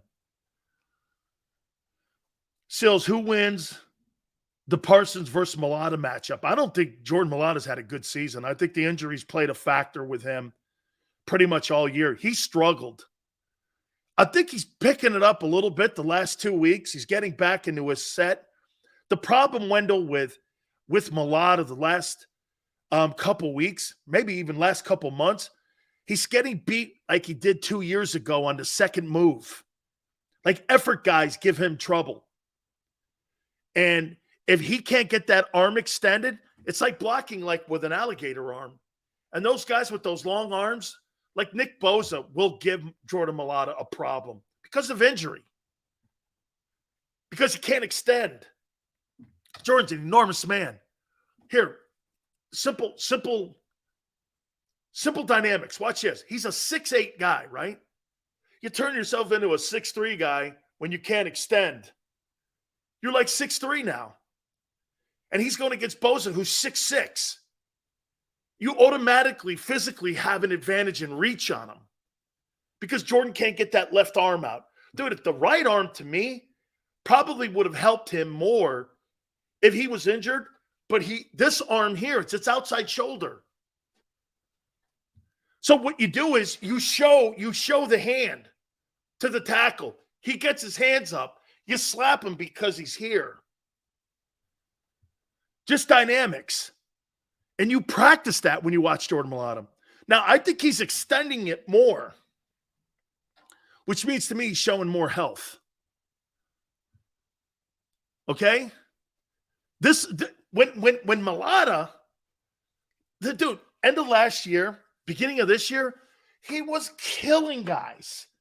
Then he went after that guy with the interception. And boy, that set him back.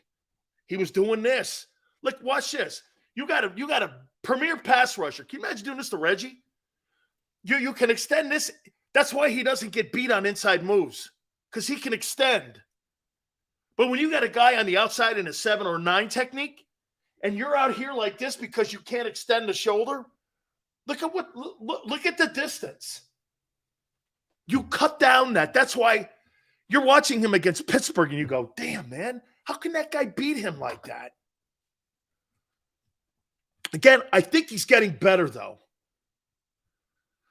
Michelle Parsons, dude, I'd be looking. Man, I'll tell you what, offensive lineman, one of the great things you do to him, and what O linemen like to do to D linemen, you stand around a pile and that guy don't blow a whistle, I would decleat that guy. When there were certain teams, like the old Hog guys, you had to keep your head on a swivel, man, because if you're standing around a pile, they're going to decleat you. Everybody plays to the whistle. It's an old man coach, like Alex Gibb used to teach that technique. Or McKittrick in San Francisco used to teach that. Finishing the plays. Okay, I think Dickerson played well. Let me finish, because I've got TJ, Reddick, Bradbury, and Slay. I got to put Jason Kelce in the Pro Bowl. Okay? I got to put his ass in the Pro Bowl. Michael, thank you, my friend. I got it right. Kelsey's got to go. Now, I'm going to say this to you guys. Don't be offended, but the guy in Detroit's probably better. He's probably better. But Kelce is playing Pro Bowl ball. Second-level guys getting up on the backers. Shit, man. You watch any game. And I'll tell you what makes Jason Kelce. Ragnow. That's it. He's not the best center ever. By far, he's not the best center ever. He's the best center in Eagle history, but he's not the best center ever. Guy in Pittsburgh, Webster, you put him in. I do believe that he's better than the guy in Tennessee who made the Pro Bowl at center. I think he's better than him. You know what's funny? There's not a lot of centers. Jim Otto. Is he better than Otto? Otto was an 11-time Pro Bowler. Different eras, really hard. He played on a great line. Can you imagine this? You had 3 Hall of Fame linemen playing on one offensive line in Oakland. Jim Otto, Art Shell, and Gene Upshaw. You're going to move the people off the line of scrimmage with them dudes. Man, hey, can you imagine? Okay. Look at this jackass here.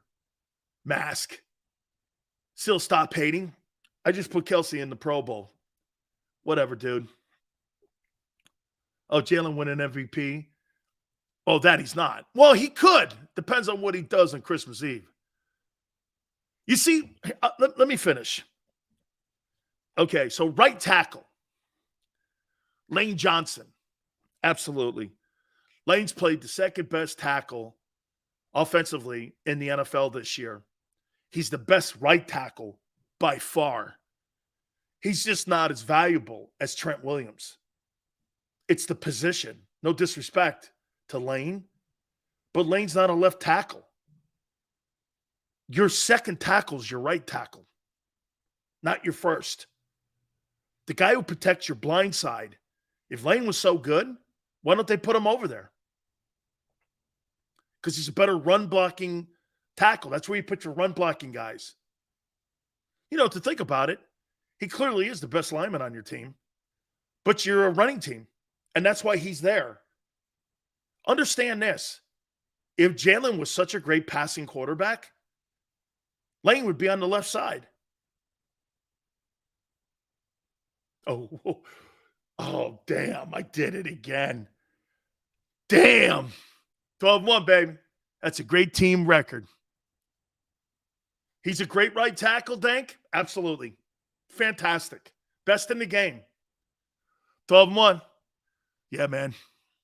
Sills, that's a bad take. Your best tackle is your run tackle, not your pass protecting tackle. That's a bad take. That's reality. Most teams have their best tackle as your left tackle. That's why they pay him the most. Dude, right tackles don't make the same money left tackles do. Trent Williams makes $20 million a year. What are you talking about? That guy makes $20 million a year over there. Bad take. No. Your best tackle is your run tackle. You're a running team. And that's why your best offensive player is over there. Because you run the ball. That's kind of, oh, I know. Oh, no.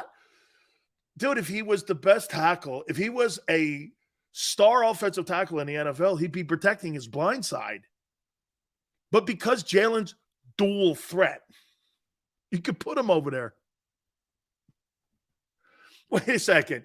Are you guys under some sort of like misunderstanding or not knowing that the right tackle and left tackle are not the same and paid the same? Why don't you ask Barrett that tomorrow? Left tackles make more money. And when you make more money, it's not about attaboys. Hey, man, he's a really good player. I really love him. He's great. How much is he making? $9 million. How much is the guy in San Francisco making? 20. You're right. He's the same. Again, watch this. Buying a Nissan and buying a Ferrari. Dude, what do I got to pay $50 million for a Nissan? I could pay the same money? What do I don't want to pay $50 million for a Nissan. I want to pay $50 million for the Ferrari. Oh, okay, take the Ferrari. Right. The game has changed. You're right. The best left tackle. Oh, my God. Are you kidding me? The game has not changed. Right tackles are run-blocking tackles. Wow. Some of you guys need to read a book. Okay? Jason Peters was the left tackle. Really?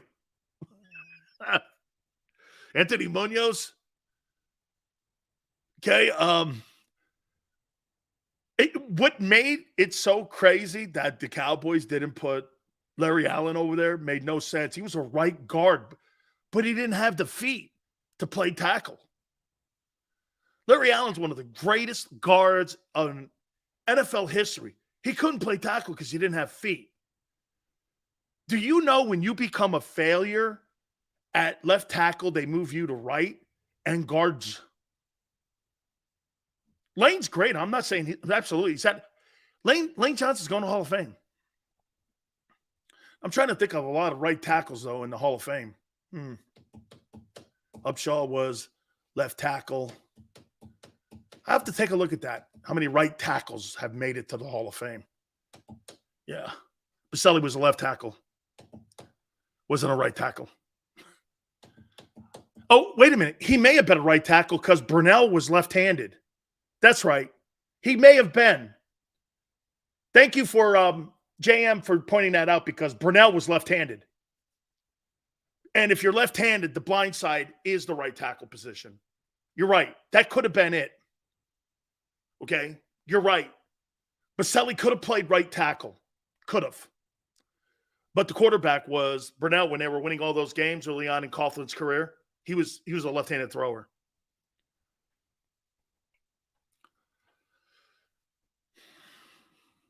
Didn't realize you guys didn't see that. Let's see here. Wide receiver. I got A.J. Brown.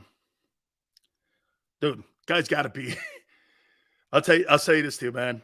He's probably going to end up around 1,200 yards, somewhere in there. Probably with like 90 catches. Or what's he now at? What's he now at? How many catches does AJ have now? There's 4 games left. Okay? Oh, that's right. Rayford Wright, was he right tackle? I have to take a look at that. I don't maybe. 65 catches with 4 to go. Does he get to 90? He needs 15 more catches in 4 games. He could get around 90. That'd be a great year in Philly. 65, 15 more catches in 4 games. You're not going to have a lot of throws in this Chicago game. It's going to be 100 runs. Conference USA, Bowling Green, the Falcons versus Miami of Ohio. It's going to look like an old school. It's going to look like an old school Big Ten game. Watching IU Purdue for the Oak and Bucket.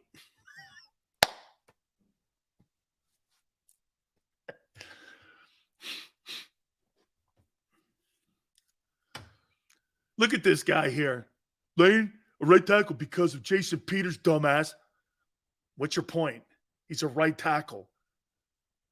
If he was so good, they put him over there at left. Dude, the guys make the most money at left tackle. What are you talking about? My God, look it up. Look at the pay scale on the left tackle position. Watch this. Here, let's do this. Let's do this here. How much do right tackles make in the NFL base salary? Here is information from Over the Cap. Okay. How much do left tackles make in the NFL? Here is information from NFL Trent salary Williams rankings. makes The track. here. Trent Williams makes $25 million. The guy in Green Bay makes $25 million. Jeremy Tunsil makes $23 million. Ronnie Staley makes $20.7 million. Let's do this. Right tackles, salary, offense. Here is information from Over the Cap. Not bad, man. The kid from the Colts makes $16 million. The guy from the Panthers makes $15 million. The guy from the Rams makes $11 million. Steelers makes $9 million. I named you 8 guys making over $20 million playing the left tackle position. It's freaking crazy. Read a book. It's all right. I'm here to help. I'm here to help. He's had a great year, though. Running back, Miles Sanders makes my Pro Bowl list. So here's my Pro Bowlers. On my ballot, TJ Edwards, Reddick, Bradbury Slay, Kelsey, Lane Johnson, A.J. Brown, and Miles Sanders. Oh, wait. I forgot a guy.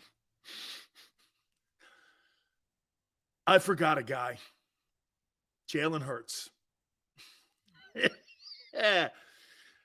Jalen Hurts is on my ballot.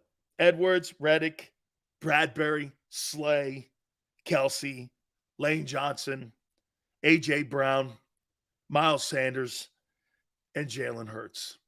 Absolutely. I didn't forget the best player on the team. I did not. The best player on the team? That's a good one. Is he the best player on the team? Yeah. CJ's hurt. I can't put him and Goddard on. Let me ask you this, though.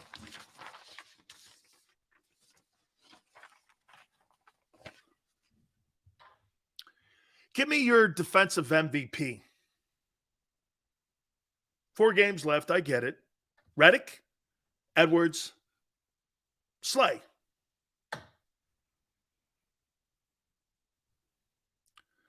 Texas, 16 TDs, 9 last year. Hey, Texas, he's the 10th best passer. He's the 10th best passing quarterback in the NFL. Dual threat.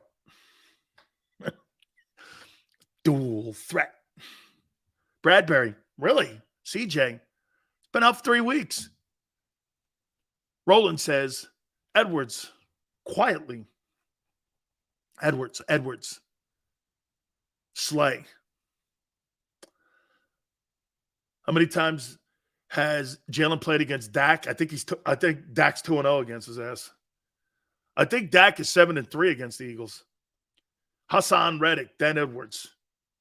Hassan can't do anything other than rush the passer, though. This guy Edwards plays on third down, plays on first and second down. He's never off the field. Dude, I think if you took Hassan Reddick off the field versus taking TJ Edwards off the field, who would have a bigger gap and who would be more of a loss? And by the way, I don't like to use like if a guy got hurt, because I don't like putting that juju on anybody. So what I say is, if one of these guys were not on the field, if TJ Edwards wasn't on the Eagle defense for 65 plays, okay, and you had Hassan Reddick, I can live without Reddick. I can't live without that kid, TJ Edwards. This guy sets coverages. He moves the defensive fronts. He fills gaps.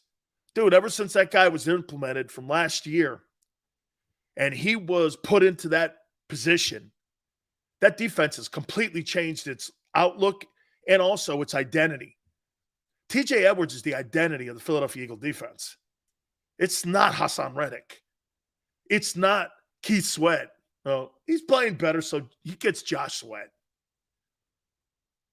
The secondary guys are great.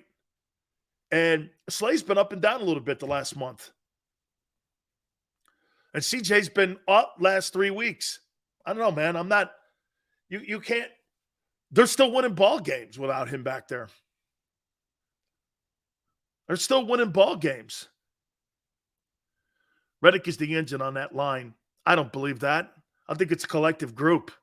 I think he's played – hey, Mike, I think he's played a lot better last 7 games. I think he really has. I think he's done a great job the last 7 games. He's picked it up, but he's not the best tackler, and he's not a great cover guy. And it goes into what Pro Football Focus thinks of you guys. You're the worst tackling team in the league. You better have that taken care of against the Bears. Again, I don't think the Bears are a threat to beat you, but the Bears are a threat to make big plays on you. They're number 1 in running, and you're the worst tackling team in the league. Now, has it picked up the tackling last 2 weeks? It has. There seems to be more of a focus on fits. But, dude, don't get out of your rush lanes, and don't lose sight of Justin Fields, because he will go for 150 yards on you. They're number 1 in running the ball. It's not like I'm saying something here that – I mean, they put 250 yards rushing on the Cowboys. They're a really good running team, and they're scoring some points. Brian, 12-1. 12-1, baby. It's a great team. Great team accomplishment. Not a Jalen Hurts accomplishment. I'm just echoing kind of the guy in Dallas and what he's saying.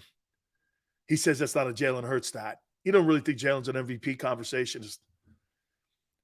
He looks at the other guys. Here are these guys. These top 10 passers. I love these top 10 passers. Look at that. I got to reset that. Those top 10 passers, man. Jalen he's in there, though. He's just not a top 10 passer, though. He's dual threat. You got to make sure we do that. He's the king of RPO. And he's 12-1. Yeah, Steven. Yeah, but Steven, think of this. Steven, it does look how they're handling Jalen Hurts and Justin Fields in Chicago almost the same way. But here, how can you be the number 1 team in running the ball and you're the worst team defending the run? Bro, that's a frightening game because you don't know what the hell it's going to be. Right? I mean, you can't stop the run and you run people over. I mean, I have no idea what they're doing in Chicago. Dude, they're going to get Will Anderson next year. You need to get Will Anderson on that team. They're going to get the 2 pick. What are they, 3-10? If things are going so well in Chicago, how are you 3 wins?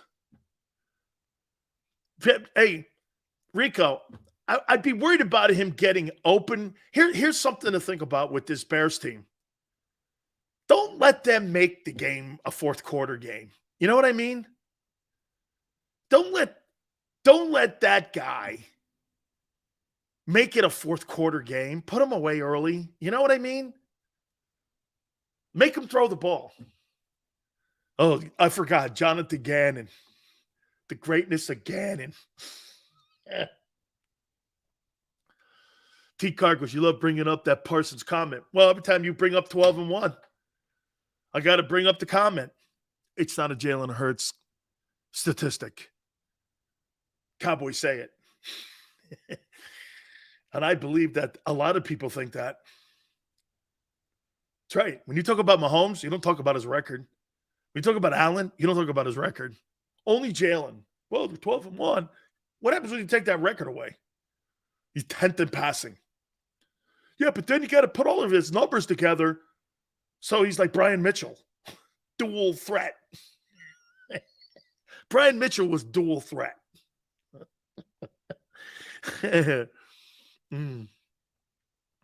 Hour number 3. I want to see how many Pro Bowlers Jason Cole has on his ballot.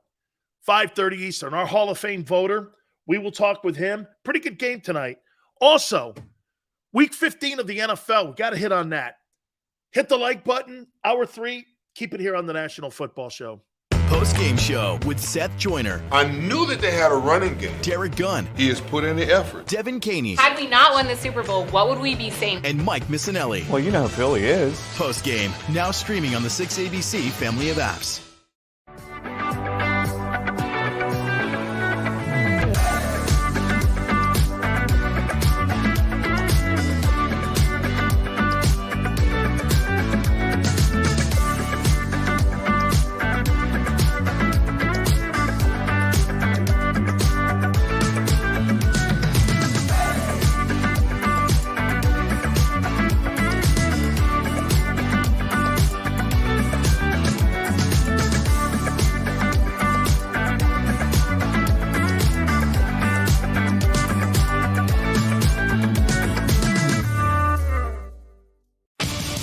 The greatest fans on earth. It's a bold statement, but would you expect anything less from Philadelphia? 58 years of heartache creates a toughness, a grit, a resolve not found in most. Sure, our prayers were answered, but now that we've had a taste, we're looking for more. Pondley Hockey, official partner of the Philadelphia Eagles.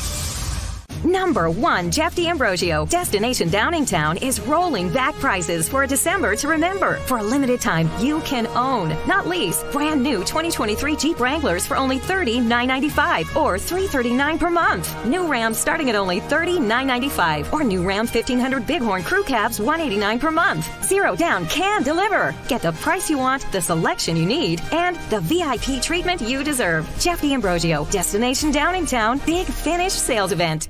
Did you know taxes could be your biggest expense during retirement? Are most of your assets in tax-deferred accounts like IRAs and 401ks? Taxes are historically low today, but we're facing significant headwinds in the future. Do you have a plan? The Thrive Financial Team has more than 100 years of experience helping people across the Delaware Valley with forward-looking tax planning. Learn how to shift your money from forever tax to no or low tax accounts. Get your Thrive Retirement Tax Playbook today. Go for the beers, go for the cheers, go for the hit and the hits, go for the scene, go for the screens, go for the gallery, go for the win, go to Ocean.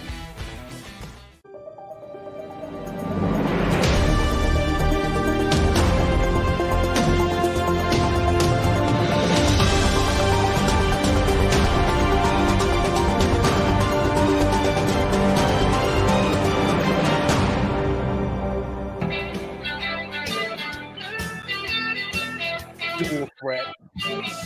Yeah. Oh, boy. Big Sales National Football Show. How you doing? Oh, God. Every time I try to explain this to people, they get themselves in a bind over it. They get themselves in a bind, man. Like, look. They get a little bit out of shape. Jason Cole, 530. Thank you very much. I'm going to ask him who he's voting for the Pro Bowl. How many Eagles does he have on his list? That'll be at 5:30 Eastern. Thank you very much there, Xander.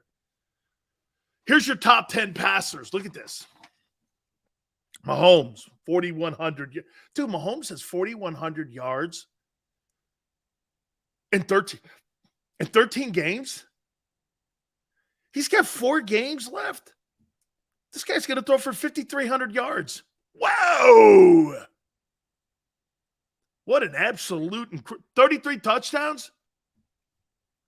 So he's going to throw for 52 touchdowns and 5,200 yards and either have the 1 or 2 seed in the AFC. And Jalen will win the MVP because he's a dual threat.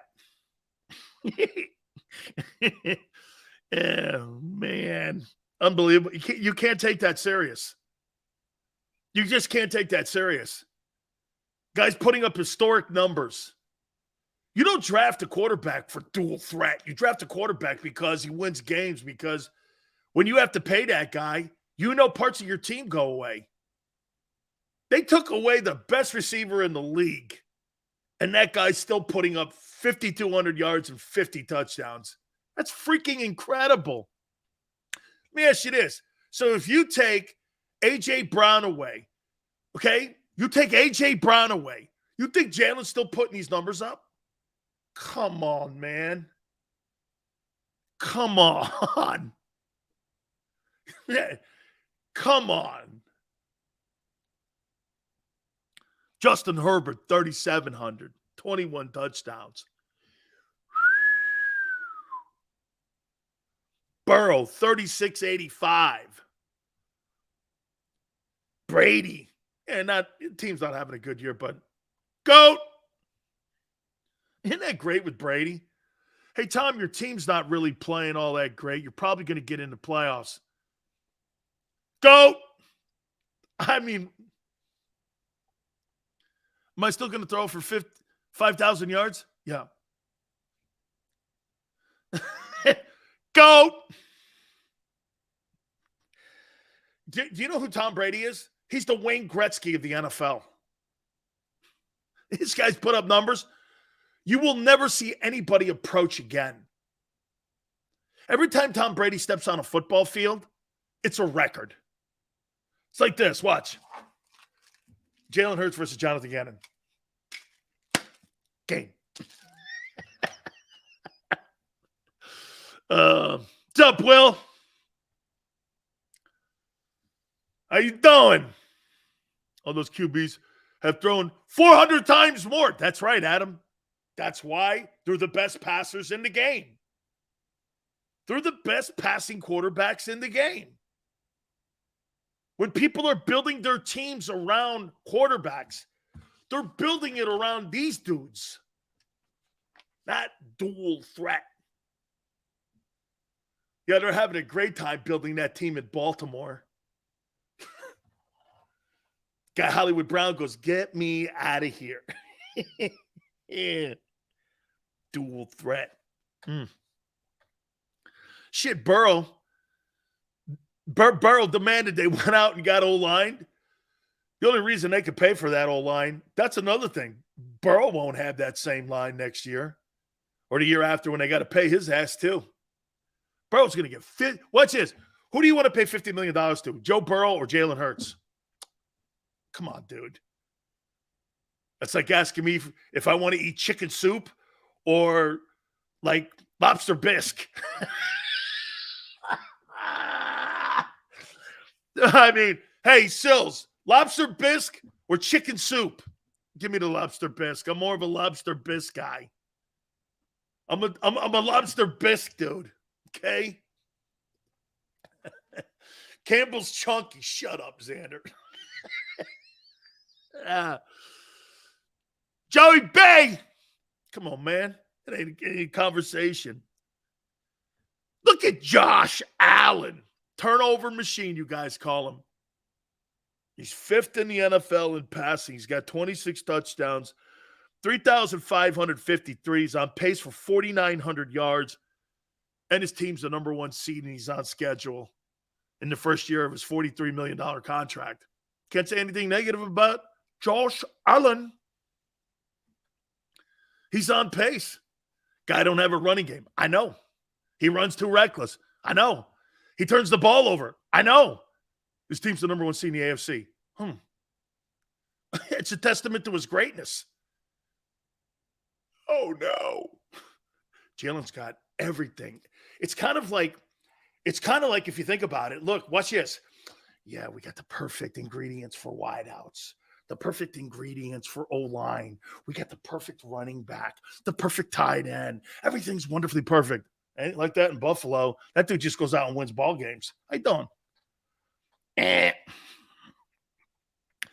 Yeah, but when you got to put a little extra sausage in Jalen's wallet, all of a sudden you start saying, what happened, man?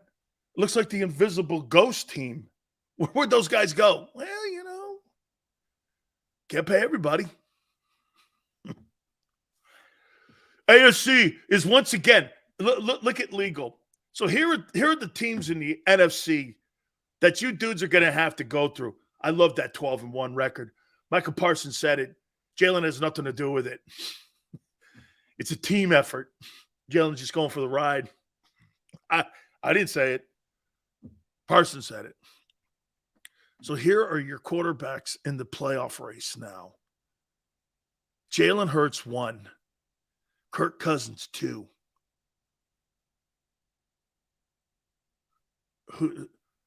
Who's 3? Oh, Brock Purdy. Here, another one. Hold on. Get Brady in there. Who's after that? Tyler Heineke. Dimes Jones. Here's the AFC quarterbacks. Allen, Mahomes, Burrow, Herbert, Lamar Jackson, and Tua. Yeah, you're right. AFC. Don't have anybody you have to worry about over there. You just got to worry about Dimes Jones. Yeah. Dimes Jones. It's a team sport. Don't forget, legal. That's exactly what Parsons is saying. Hey, legal, you agree with Parsons then? Jalen's just going for the ride. 12-1's a team thing. It's not a Jalen Hurts thing. He's 10th in passing. Come on, man. You're believing what Michael Parsons is saying? Shit. I don't know, man. Dimes Jones. Who's this week? Oh, yeah. The greatness of Justin Fields. There's another great dual threat. Hey, Sills. Hey, Xander, remember this one? Hey, man, the kid runs a 4.3. Hey, if we're in a 4x100 relay team and we're in a track meet, I need that, okay? But if I'm in a football game, I don't really need that. I need a guy to make plays and throws and touchdowns and win games, not 3 and 10. He runs a 4.3. Dude, Brady couldn't run a 6.3. I mean, Peyton Manning couldn't jump over a stack of nickels. But hey, he runs a 4.3, and this guy here squats 655 fucking pounds. That's my favorite one. It's the 650-pound one. Hey, this guy squats 650 pounds, so okay, great. That's wonderful. Oh, who's better than 12-1? Nobody. That's what Parsons is saying, Scott. The Eagles are a good team. He's not shitting on the team. He's shitting on Jalen. He thinks Jalen's just a dude. He's just a dude, man. Just a dude here. Parsons' words were taken out of context. Wait a minute. Well, no, if you go back and you watch a little bit more of that podcast, they asked him about the MVP, and he was saying this. I think it's more of a team thing they got going in Philadelphia. Go watch it. Out of context, not happening. Don't do that. Michael Parsons doesn't think shit of Jalen Hurts. Okay? And the reason that they don't is because that game was 20-17 in the fourth quarter, in the first 6 minutes of that game with Cooper Rush. They're saying if they get all their guys like they've been playing, and I don't buy it. I don't believe it. I think the Niners are the team. I don't think the Cowboys are the team. I think the Cowboys are all hype and big mouths. You should shut your face because I think they're going to put it to you. I do. I think the game that you're going to have, your next most critical game, I think that you'll have will be your NFC Championship game, and that'll be against the Niners. Okay? But first, before we do that, let's see what happens to Purdy Bird tonight. Let's see if this kid goes out there. You go out there and you beat up another team. That's a pretty good football team, Seattle. Well coached. Geno's playing really good ball. He's a top 10 passer, actually having a better passing year than Jalen. What? Wait a minute. No. Geno's got more passing touchdowns and passing yards, so he's a better passer than Jalen? Wow, I never thought about that, but he is. Geno Smith is having a better passing season than Jalen Hurts. Well, 6th in passing yards. That's pretty incredible, especially for a guy who was in hibernation. 12-1. 12-1. I love that, man. Michael Parsons is right. You guys are right, Scott. 12-1. Great team record. Great team record. Seattle will kill him. I don't know, Kevin. I may be in agreement with you. I think Seattle's defense has played pretty well. Walter says Art Shell was the greatest left tackle. Parker, Munoz, Shell, probably there. Okay? The kid Orlando Pace was pretty good. He could play. Not as banged up. Should be a good game. I think it's going to be an interesting ball game. All right. Week 15 NFL. Dude, Final Four, right? Final 4 weeks of the season. This is great. Then next week is Cowboys and Eagles. That sounds better nowadays when we're talking about hyping up a game in the NFC East and Cowboys and Commanders. Hey, you know the NFL should have did? They should have left that name as Redskins because it had been the most hated team, and every sport needs villains. Got to have a villain. Villains make sports. Like when you took the steroid guys out of baseball, it's boring. The steroid era was wonderful for sports. The content, oh my God, was wonderful. I miss those days. I miss those steroid days in baseball. Bond's the villain everywhere he went. Baseball has no villains. You know who probably the villain who could be Bryce Harper could be kind of a villain. Gold shoes and shit and all. I love the kid. I love villains, man. They make the sports world roll. You got to have villains. Everyone loved T.O., but they love to hate him. This guy, he's a can. You know what I always loved about people saying that he was a locker room cancer? Well, did you see what he did in San Francisco? To who? Jeff Garcia? and did you see what he did to McNabb? McNabb was a wuss. You guys name all the. Do you see what he did to Tim Rattay? Tim Rattay, Jeff Garcia. These guys are bums. Who's next? Gino Carmazzi? Giovanni Carmazzi? Jim Druckenmiller? I don't know. Yeah. Oh, my God. Love villains, man. I mean, oh. That's why most of these old-timers eat crow each week when they criticize Jalen.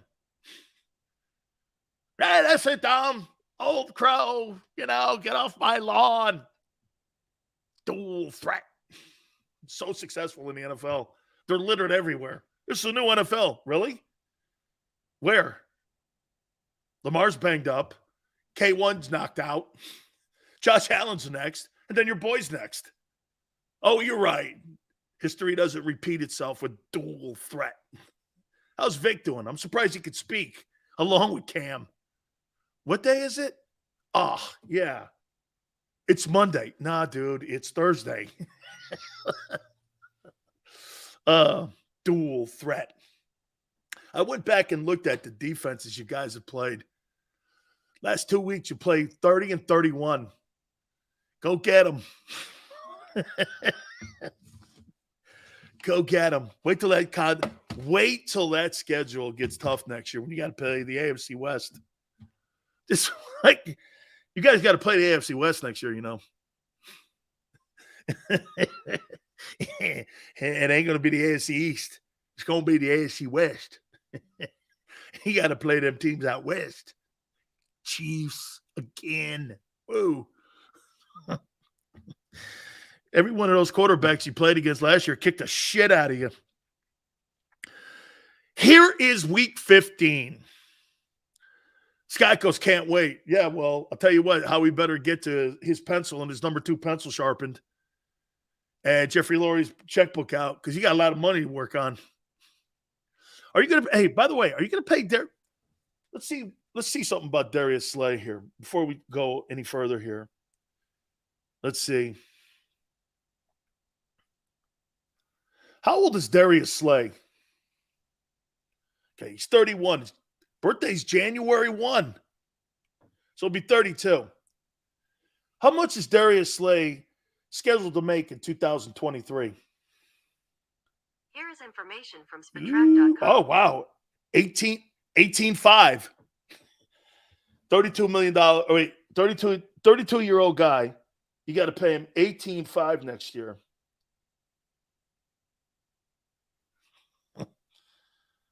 $18.5. And you guys say you're going to pay Bradbury 18. You got to let CJ walk.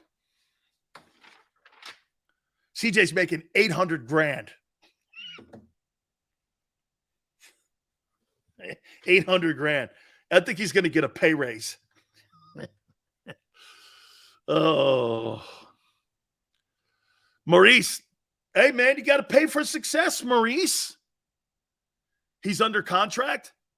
Oh, you're right. NFL contracts because they're like NBA contracts. They're in cement. Oh, they're in cement. Or that contract's not going to affect the other guy, Bradbury. Bradbury is going to go to the Pro Bowl. Gardner Johnson was leading the NFL in interceptions. And as I told you in the first hour, the market value for a safety is $15 million. And the market value for a corner is 18. That's the tag for them guys. Well, they'll run it back. He'll take a hometown discount. The guy making $800,000 is already giving you a hometown discount.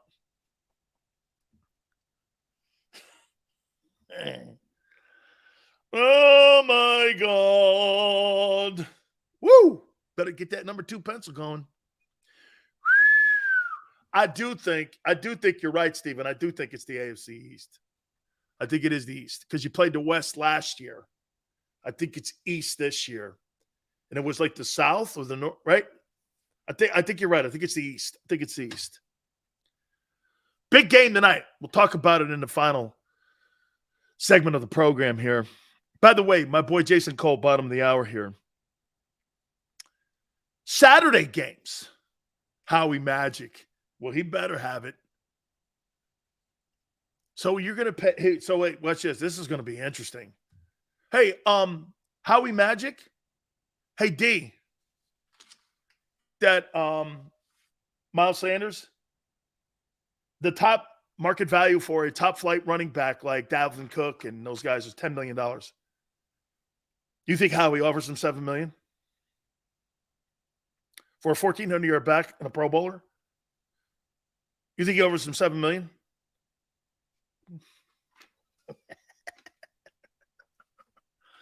Guy's going to Kansas City. Kansas City. Kansas City, here I come. Here I go, Kansas City. Miles Sanders off to Kansas City. Kansas City. I can just see Miles singing it now. Kansas City, here I come. Get to play with Mahomes. Andy Reid. Kansas City. Kansas City, here I come. Yeah. Woo! Can you see Buffalo going? I'll pay you $7 million. Have Miles Sanders and Stephon Diggs and that other kid, number 2, and Allen. Dude, you put Miles Sanders on that football team in Buffalo and you take some of that run game away. Oh, man. Kansas City going to Buffalo. This guy's had an audition that he wins. This guy's like Leonardo DiCaprio. He's going to get to pick his motion picture. Where do I want to play? Miami, Baltimore, Buffalo, Kansas City. Where do I want to play? Hey, how about if I want to play in San Francisco? No way, not with Trent.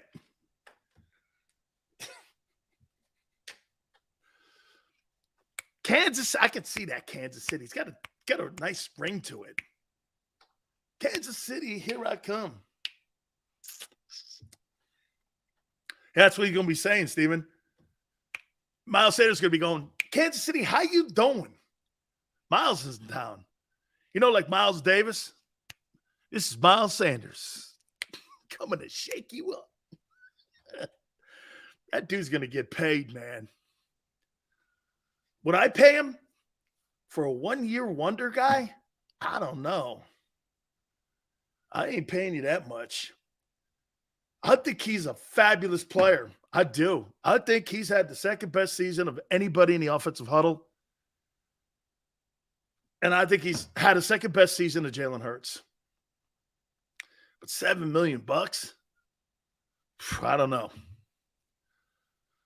Could see him in Jacksonville, maybe. Look at tape weight. So you think a 1,400-yard back is easy to find? Okay. You know, those 1,400-yard. Hey, Xander, those 1,400-yard backs, they grow on trees. What? Yeah. 1,400 with 13 touchdowns. Yeah, we can find him in the draft. Find him at Kutztown State. Or wait, Maryland State University. I'm sure they got a guy there, man. We don't just plug him in because we're the Eagles. Sean, that's my problem paying him that kind of money. Is that 1,400 yards, man? Okay. 1,400 yards. I'm with you. I don't know. One season in his career? Yeah. You know what I mean? Holy cow, look at this. Tony Bruno wants to come on. We'll have to work on that. Tony, I love you. You know that, man. We're going to have to work on that. Hey, as long as we don't talk about the House Republicans or House Democrats, we're good. Saturday games. Indy, Minnesota. Dude, Minnesota? I don't know. Baltimore, Cleveland? Interesting. You got Lamar Jackson. I don't know if Lamar's playing. I think they may go Tyler Huntley again. And you got Deshaun Watson. Man, I wish he was in Philly. Whew. Man. Okay, man, I wish he was in Philly. I love me some Deshaun Watson. What a talent. He's paid like it, too.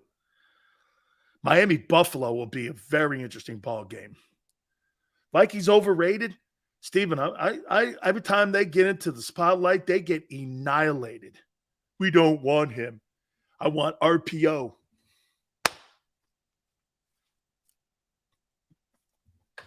Tenth best passer. The 10th. Brian, you brought in the reality there a little. Brian goes, Sills, you want creepy in your huddle? Maybe not. Hey, Brian. I'm going to say it very. Watch this, Brian. I'll say it very, very subtly. Maybe not. Maybe not. I really like the kids. Maybe not. 77 chicks on Instagram. This guy's more of a creep than the guy Ben Simmons. Ben Simmons is sitting there making all the money in Philadelphia, and he's texting chicks that he aren't real on Instagram. Hey, are you real? Boy, you have a really nice body. Are you real? Dude, my wife told me, Sills, do me a favor. Don't ever respond on Facebook. If she's really hot, it's a 500-pound dude trying to get you in trouble. That's how I don't ever do that stuff. Okay? It's a 700-pound hairy guy going, yeah, I got this guy. I got this guy. And you're like, get the... Every time there's a beautiful woman that wants to go on to my Facebook or my Instagram, I delete it. Nah, not working. Not working. Not working. Yeah, hey, that's it. The sexiest chicks on the planet all sending me Instagrams going, hey, man, how you doing, big fella? You're like 100 years old, but how you doing, big fella? I'd be like, delete. Hey, I'll tell you, before I continue here, I'll tell you how it happened. So a couple of these chicks came onto my Facebook. This is a true story. This is to show you my relationship with my wife for 33 years. She looks over my shoulder and she goes like this. You don't really think, and I go, really hot chick. My wife goes, you don't really think that that's a woman and that's her, do you? You ever hear catfish? I go, no. You need to watch the TV show. I watched the TV show. I walk in the bedroom. I go, yeah, we won't be doing that anymore. Hey, we like this. Look, we won't be doing that anymore. Delete, delete, delete, delete, delete DMs, delete. No way, man. Not me. It's a 800-pound dude. Or one of my fabulous fans who likes me so much. Hey, Dan. Yeah. Once you send me a Brett Favre picture, you mean his penis? Yeah. Favre has to not only be the dumbest guy on the planet, but he's got to be the biggest fool. Brett Favre has a picture of, the cannoli and his name on his ring. Favre. Am I more impressed with the ring or the cannoli? What are you doing here? Jen Sterner sent me the picture because I know Jen and her father. Jen went to Miami. Or Jen went to Florida State. The father went to Miami. And the father calls me and goes, what should I do? I go, you should call the Jets up and bitch at this guy. That's completely inappropriate. Ruined her career, too, as a sideline reporter for the Jets. Jen Sterner's a friend. She follows me on Twitter. I've known her since she was 12 years old. She's beautiful. She goes, what should I do? I go, you need to go to PR and then press charges against this guy, and you need to sue the Jets. They settled with her out of court. She's like, thanks. I go, dude, they don't want that going to court. Brett Favre sending you cannoli pictures? Not cool. Not cool. I hate that guy for that because that girl, I've known her since she was a little kid. She used to come to Miami practices. Then she went to Florida State, and Brett Musburger Googled and ogled over her. You're like, dude, come on, sir. Act like a decent human being. I got a daughter now, so it kind of, it kind of hits home now. Don't be doing that shit, man. Easy guy. Yeah. Yeah, you're damn right, Brian. Don't disrespect women.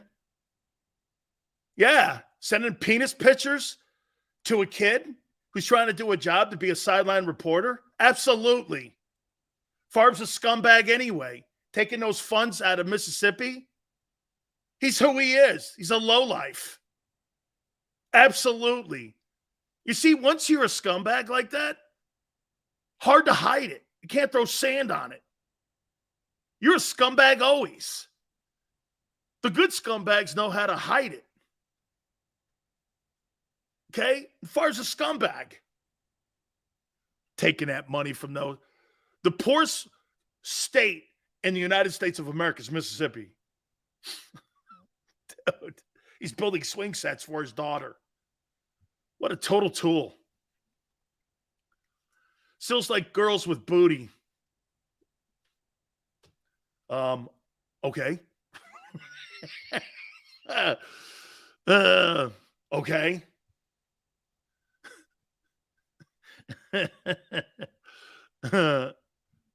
Okay. Sunday games. But the Falcons hanging in there. New Orleans, please lose for the Eagles. Detroit and the Jets. Is this right? Is this right? If the Lions Jets this weekend, they go to 7-7, hell of a drink. They go to 7-7. Good. Good for, hey, if Dan Campbell makes the playoffs, is Dan Campbell the NFL Coach of the Year? Dan Campbell's got to be Coach of the Year. He's got to be Coach of the Year. Got to be Coach of the Year. Doesn't he? He's got to be Coach of the Year.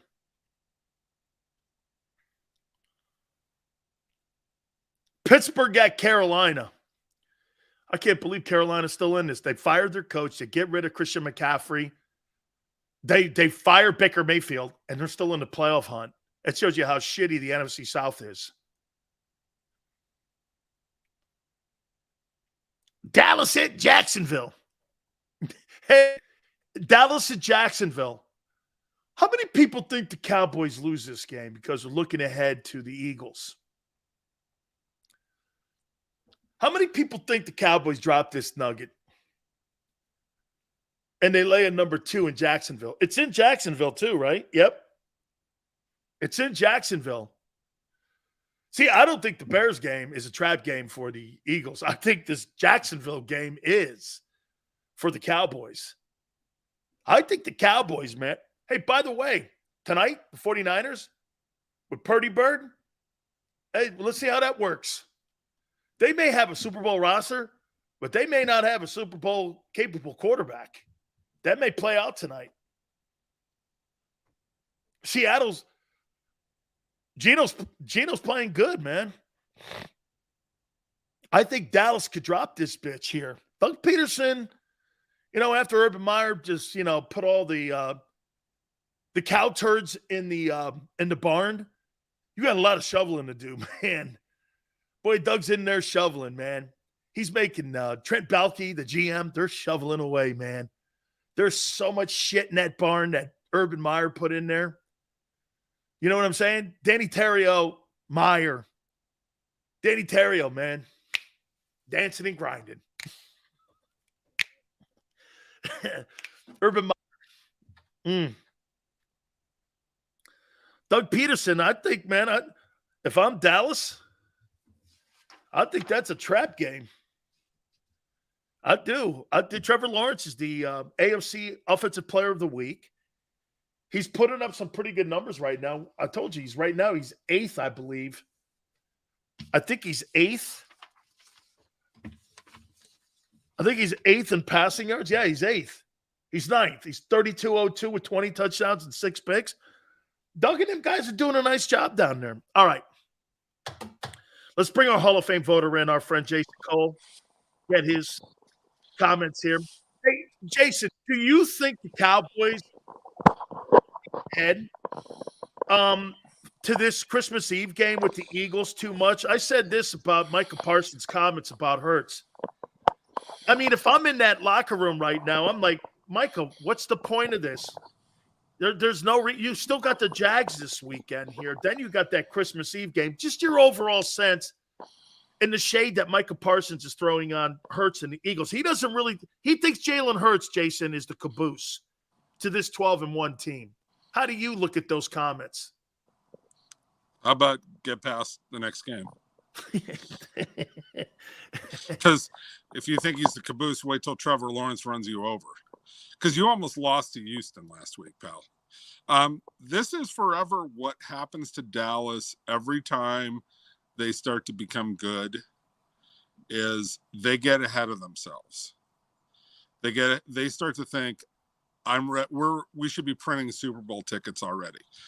Do we have the right hotel for Arizona? How many tickets do I need for my friends and my family for the game? For the big Super Bowl game. Where's Jerry what kind of party are we going to have after the game when we're hoisting? You haven't gotten to the playoffs yet. You haven't won a playoff game in forever. Focus on the next thing that's in front of you not something else, right? Not Jalen Hurts, not, Christmas game, not anything else.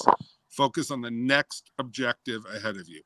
This is forever the Dallas Cowboys problem under Jerry Jones, and Micah Parsons just exemplifies it. Jason nailed it right on point here. And to expand on what you just brought up, doesn't this kind of stuff undermine the head coach? I mean, because I say that, Jason, I say that because who's the of head this. coach?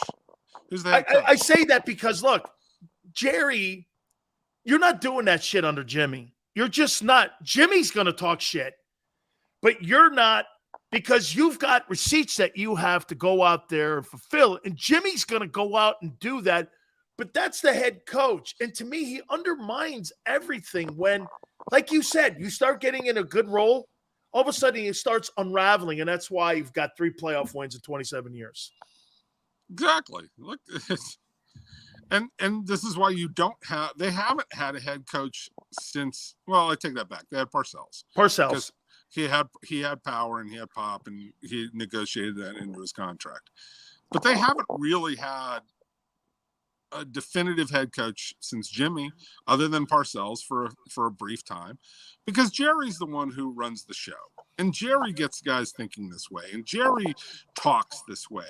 And this is why, owners are important. They set the table as much as everybody else. I remember years ago,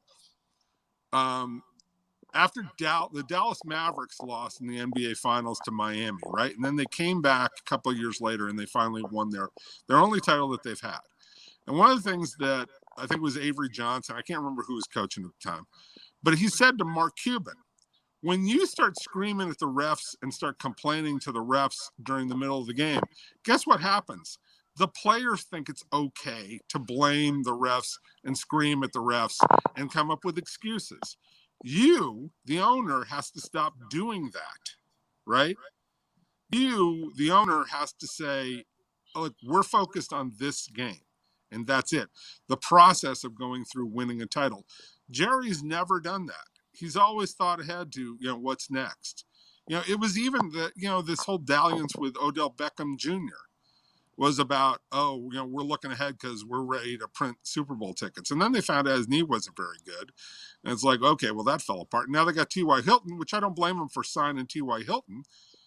That's a veteran guy who can play. And I don't blame him for wanting to talk about Odell Beckham Jr., but don't chase him before like they were out in the middle of this whole chase routine with Odell until they saw his knee. And then the whole thing came apart. Jason, I've had this debate with so many people about dual threat. And when dual threat, here's my example of dual threat. Lamar Jackson, K1 gets hurt on Monday night, and he's out until next year. And Josh Allen could be in that same boat if they don't get him a running back soon. He's a dual threat type of guy too. Jalen Hurts. There's such a small ceiling on these guys.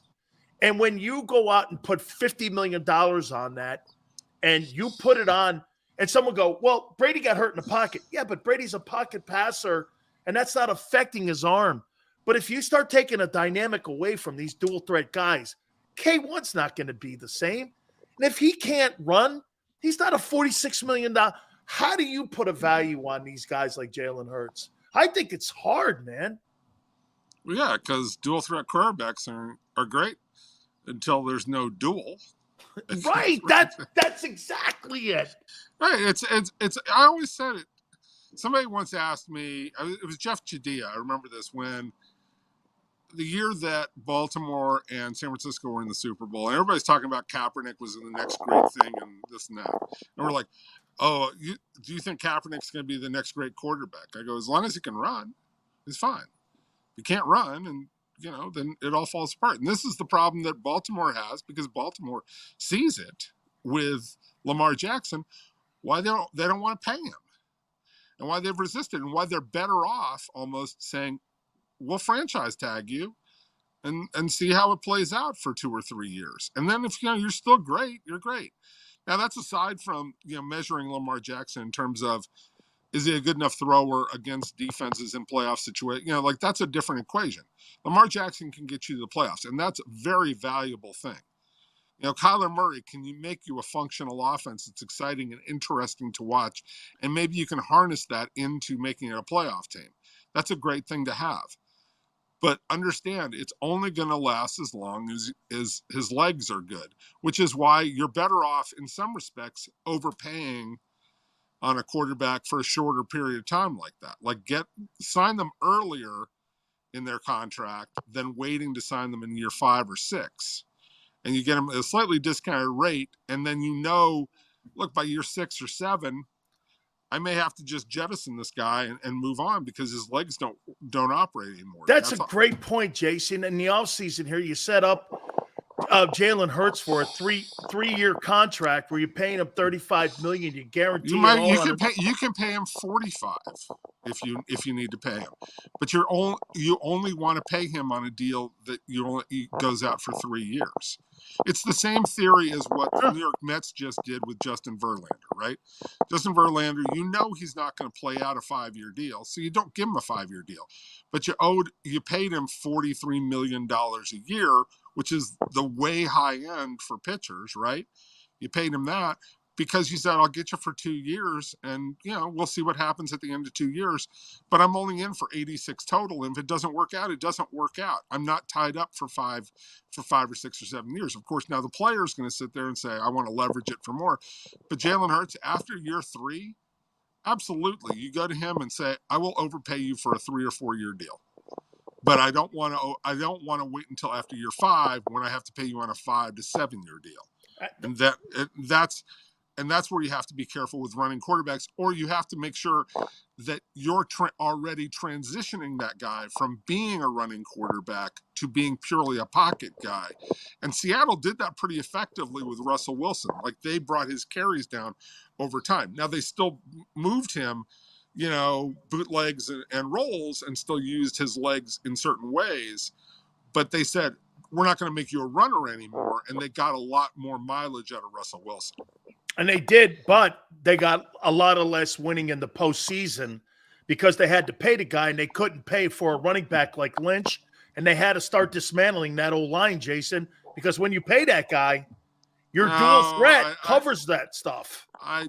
Trust me. They didn't win after that when they started paying because that's because they didn't find the right running back and they didn't match up the skills and stuff. That's right. Rashad Penny sucked. He wasn't reliable. Right. Well, look, I'm not afraid to pay a quarterback on that whole thing. Look, Peyton, the Indianapolis Colts paid Peyton Manning a lot of money in the middle of his career. They were still able to put together championship caliber teams. Okay, with Peyton Manning, and they competed for titles multiple times. Okay, same thing when he got to Denver. You can pay a quarterback. You just got to pick. You got to pick the right guys around him. I mean, it requires good personnel people. Couple last questions here for you. Where does Brady play next year? Probably in Tampa, based on the conversations I've had with a couple of people. I mean, moving to a new place is hard to do. It's hard. Too at 45, right? I mean, it's just like getting to know guys, getting to, working on work ethic. Now, he did that in the first year in Tampa and ended up winning a title. It doesn't get easier the next place you go to. So I think overwhelmingly it's probably Tampa. But look, if you're San Francisco, you're rolling out the red carpet. You're saying, look, Tom, pretty much whatever you need short of calling plays. But Tom should look at Kyle Shanahan and go, that guy knows what he's doing. I can trust him. And they're going to put weapons around me. And they've got a great defense. So he should be definitely thinking about that. Aaron Rodgers will probably be thinking about San Francisco. That might be hard for Green Bay to do, but he should be thinking about that as well. Like, can I go there and finally get another title, and accomplish the things that I want to accomplish? So, look, San Francisco is going to be looking for a quarterback really badly because Garoppolo's done for them with the foot injury, and Trey Lance hasn't played in 3 years, so they don't have much to. They got to make a move. How about to go with what you're saying for tonight's game? Is this going to tell you a lot about not only just the present about the 49ers, but the future too? Now, look, this kid Purdy, as you know, Jace, we've seen a lot of guys. We've seen a guy by the name of Steve Bono go win for Monte. Nice. I think he's good too. But is this going to tell you a little bit more about San Francisco's chances this year and their future? Look, I think their chances, based on what I saw from Brock Purdy last Sunday, I think their chances of getting to the Super Bowl have not diminished a lot compared to what they were when they had Garoppolo. I thought, this kid can do pretty much what Garoppolo did.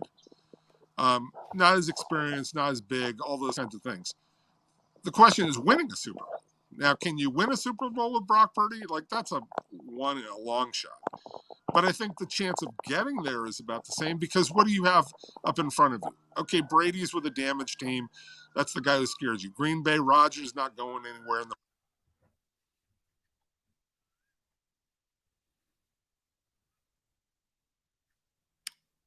I think we lost Jason here a little bit. Knock each other off. Oh, there we go. So, yeah, look, Philly and Dallas are going to play in that second round probably. And if that means that you only got to go through one of those teams to get to the Super Bowl, and you'll take your chance. If you're the San Francisco defense, are you afraid of Jalen Hurts? You're not afraid of him. No, you're not afraid of Dak Prescott. You got to account for him. Absolutely. Jace, we got to roll. I appreciate it, my friend. Thank you so much. Anytime, dude. Catch you next week, my friend. Jason Cole there, our NFL Hall of Fame guy. All right, we're going to take a quick timeout. Keep it here on the National Football Show. Post-game show with Seth Joyner. I knew that they had a running game. Derek Gunn. He has put in the effort. Devin Caney. Had we not won the Super Bowl, what would we be saying? And Mike Missinelli. Well, you know who Philly is. Post-game, now streaming on the 6ABC family of apps.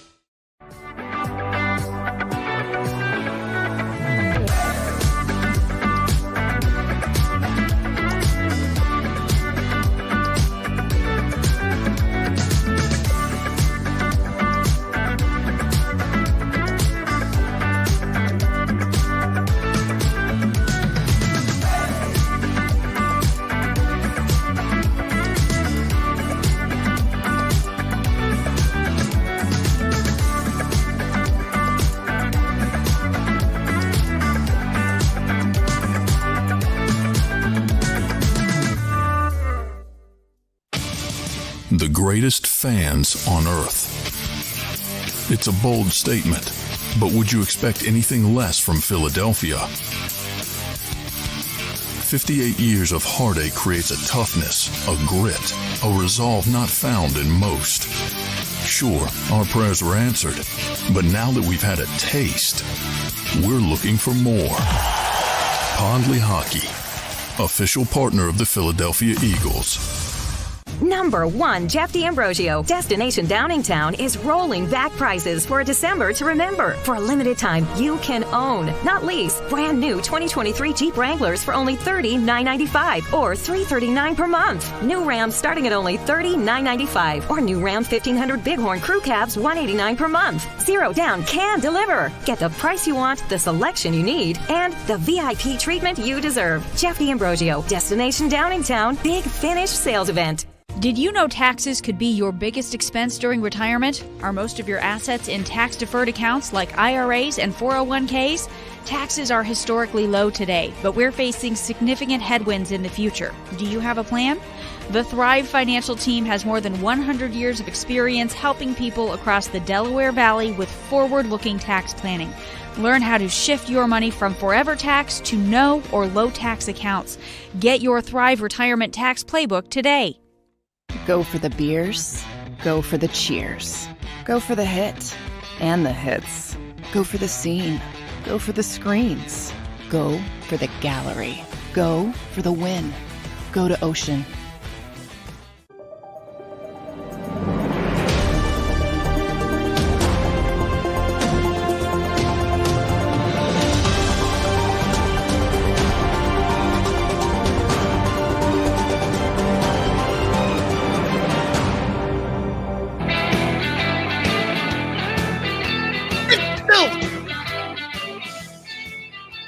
Michael Parsons was asked today, you want to clarify your statement on Hurts? Got to stand for something. I'm pretty sure they hate me in Philly. You think?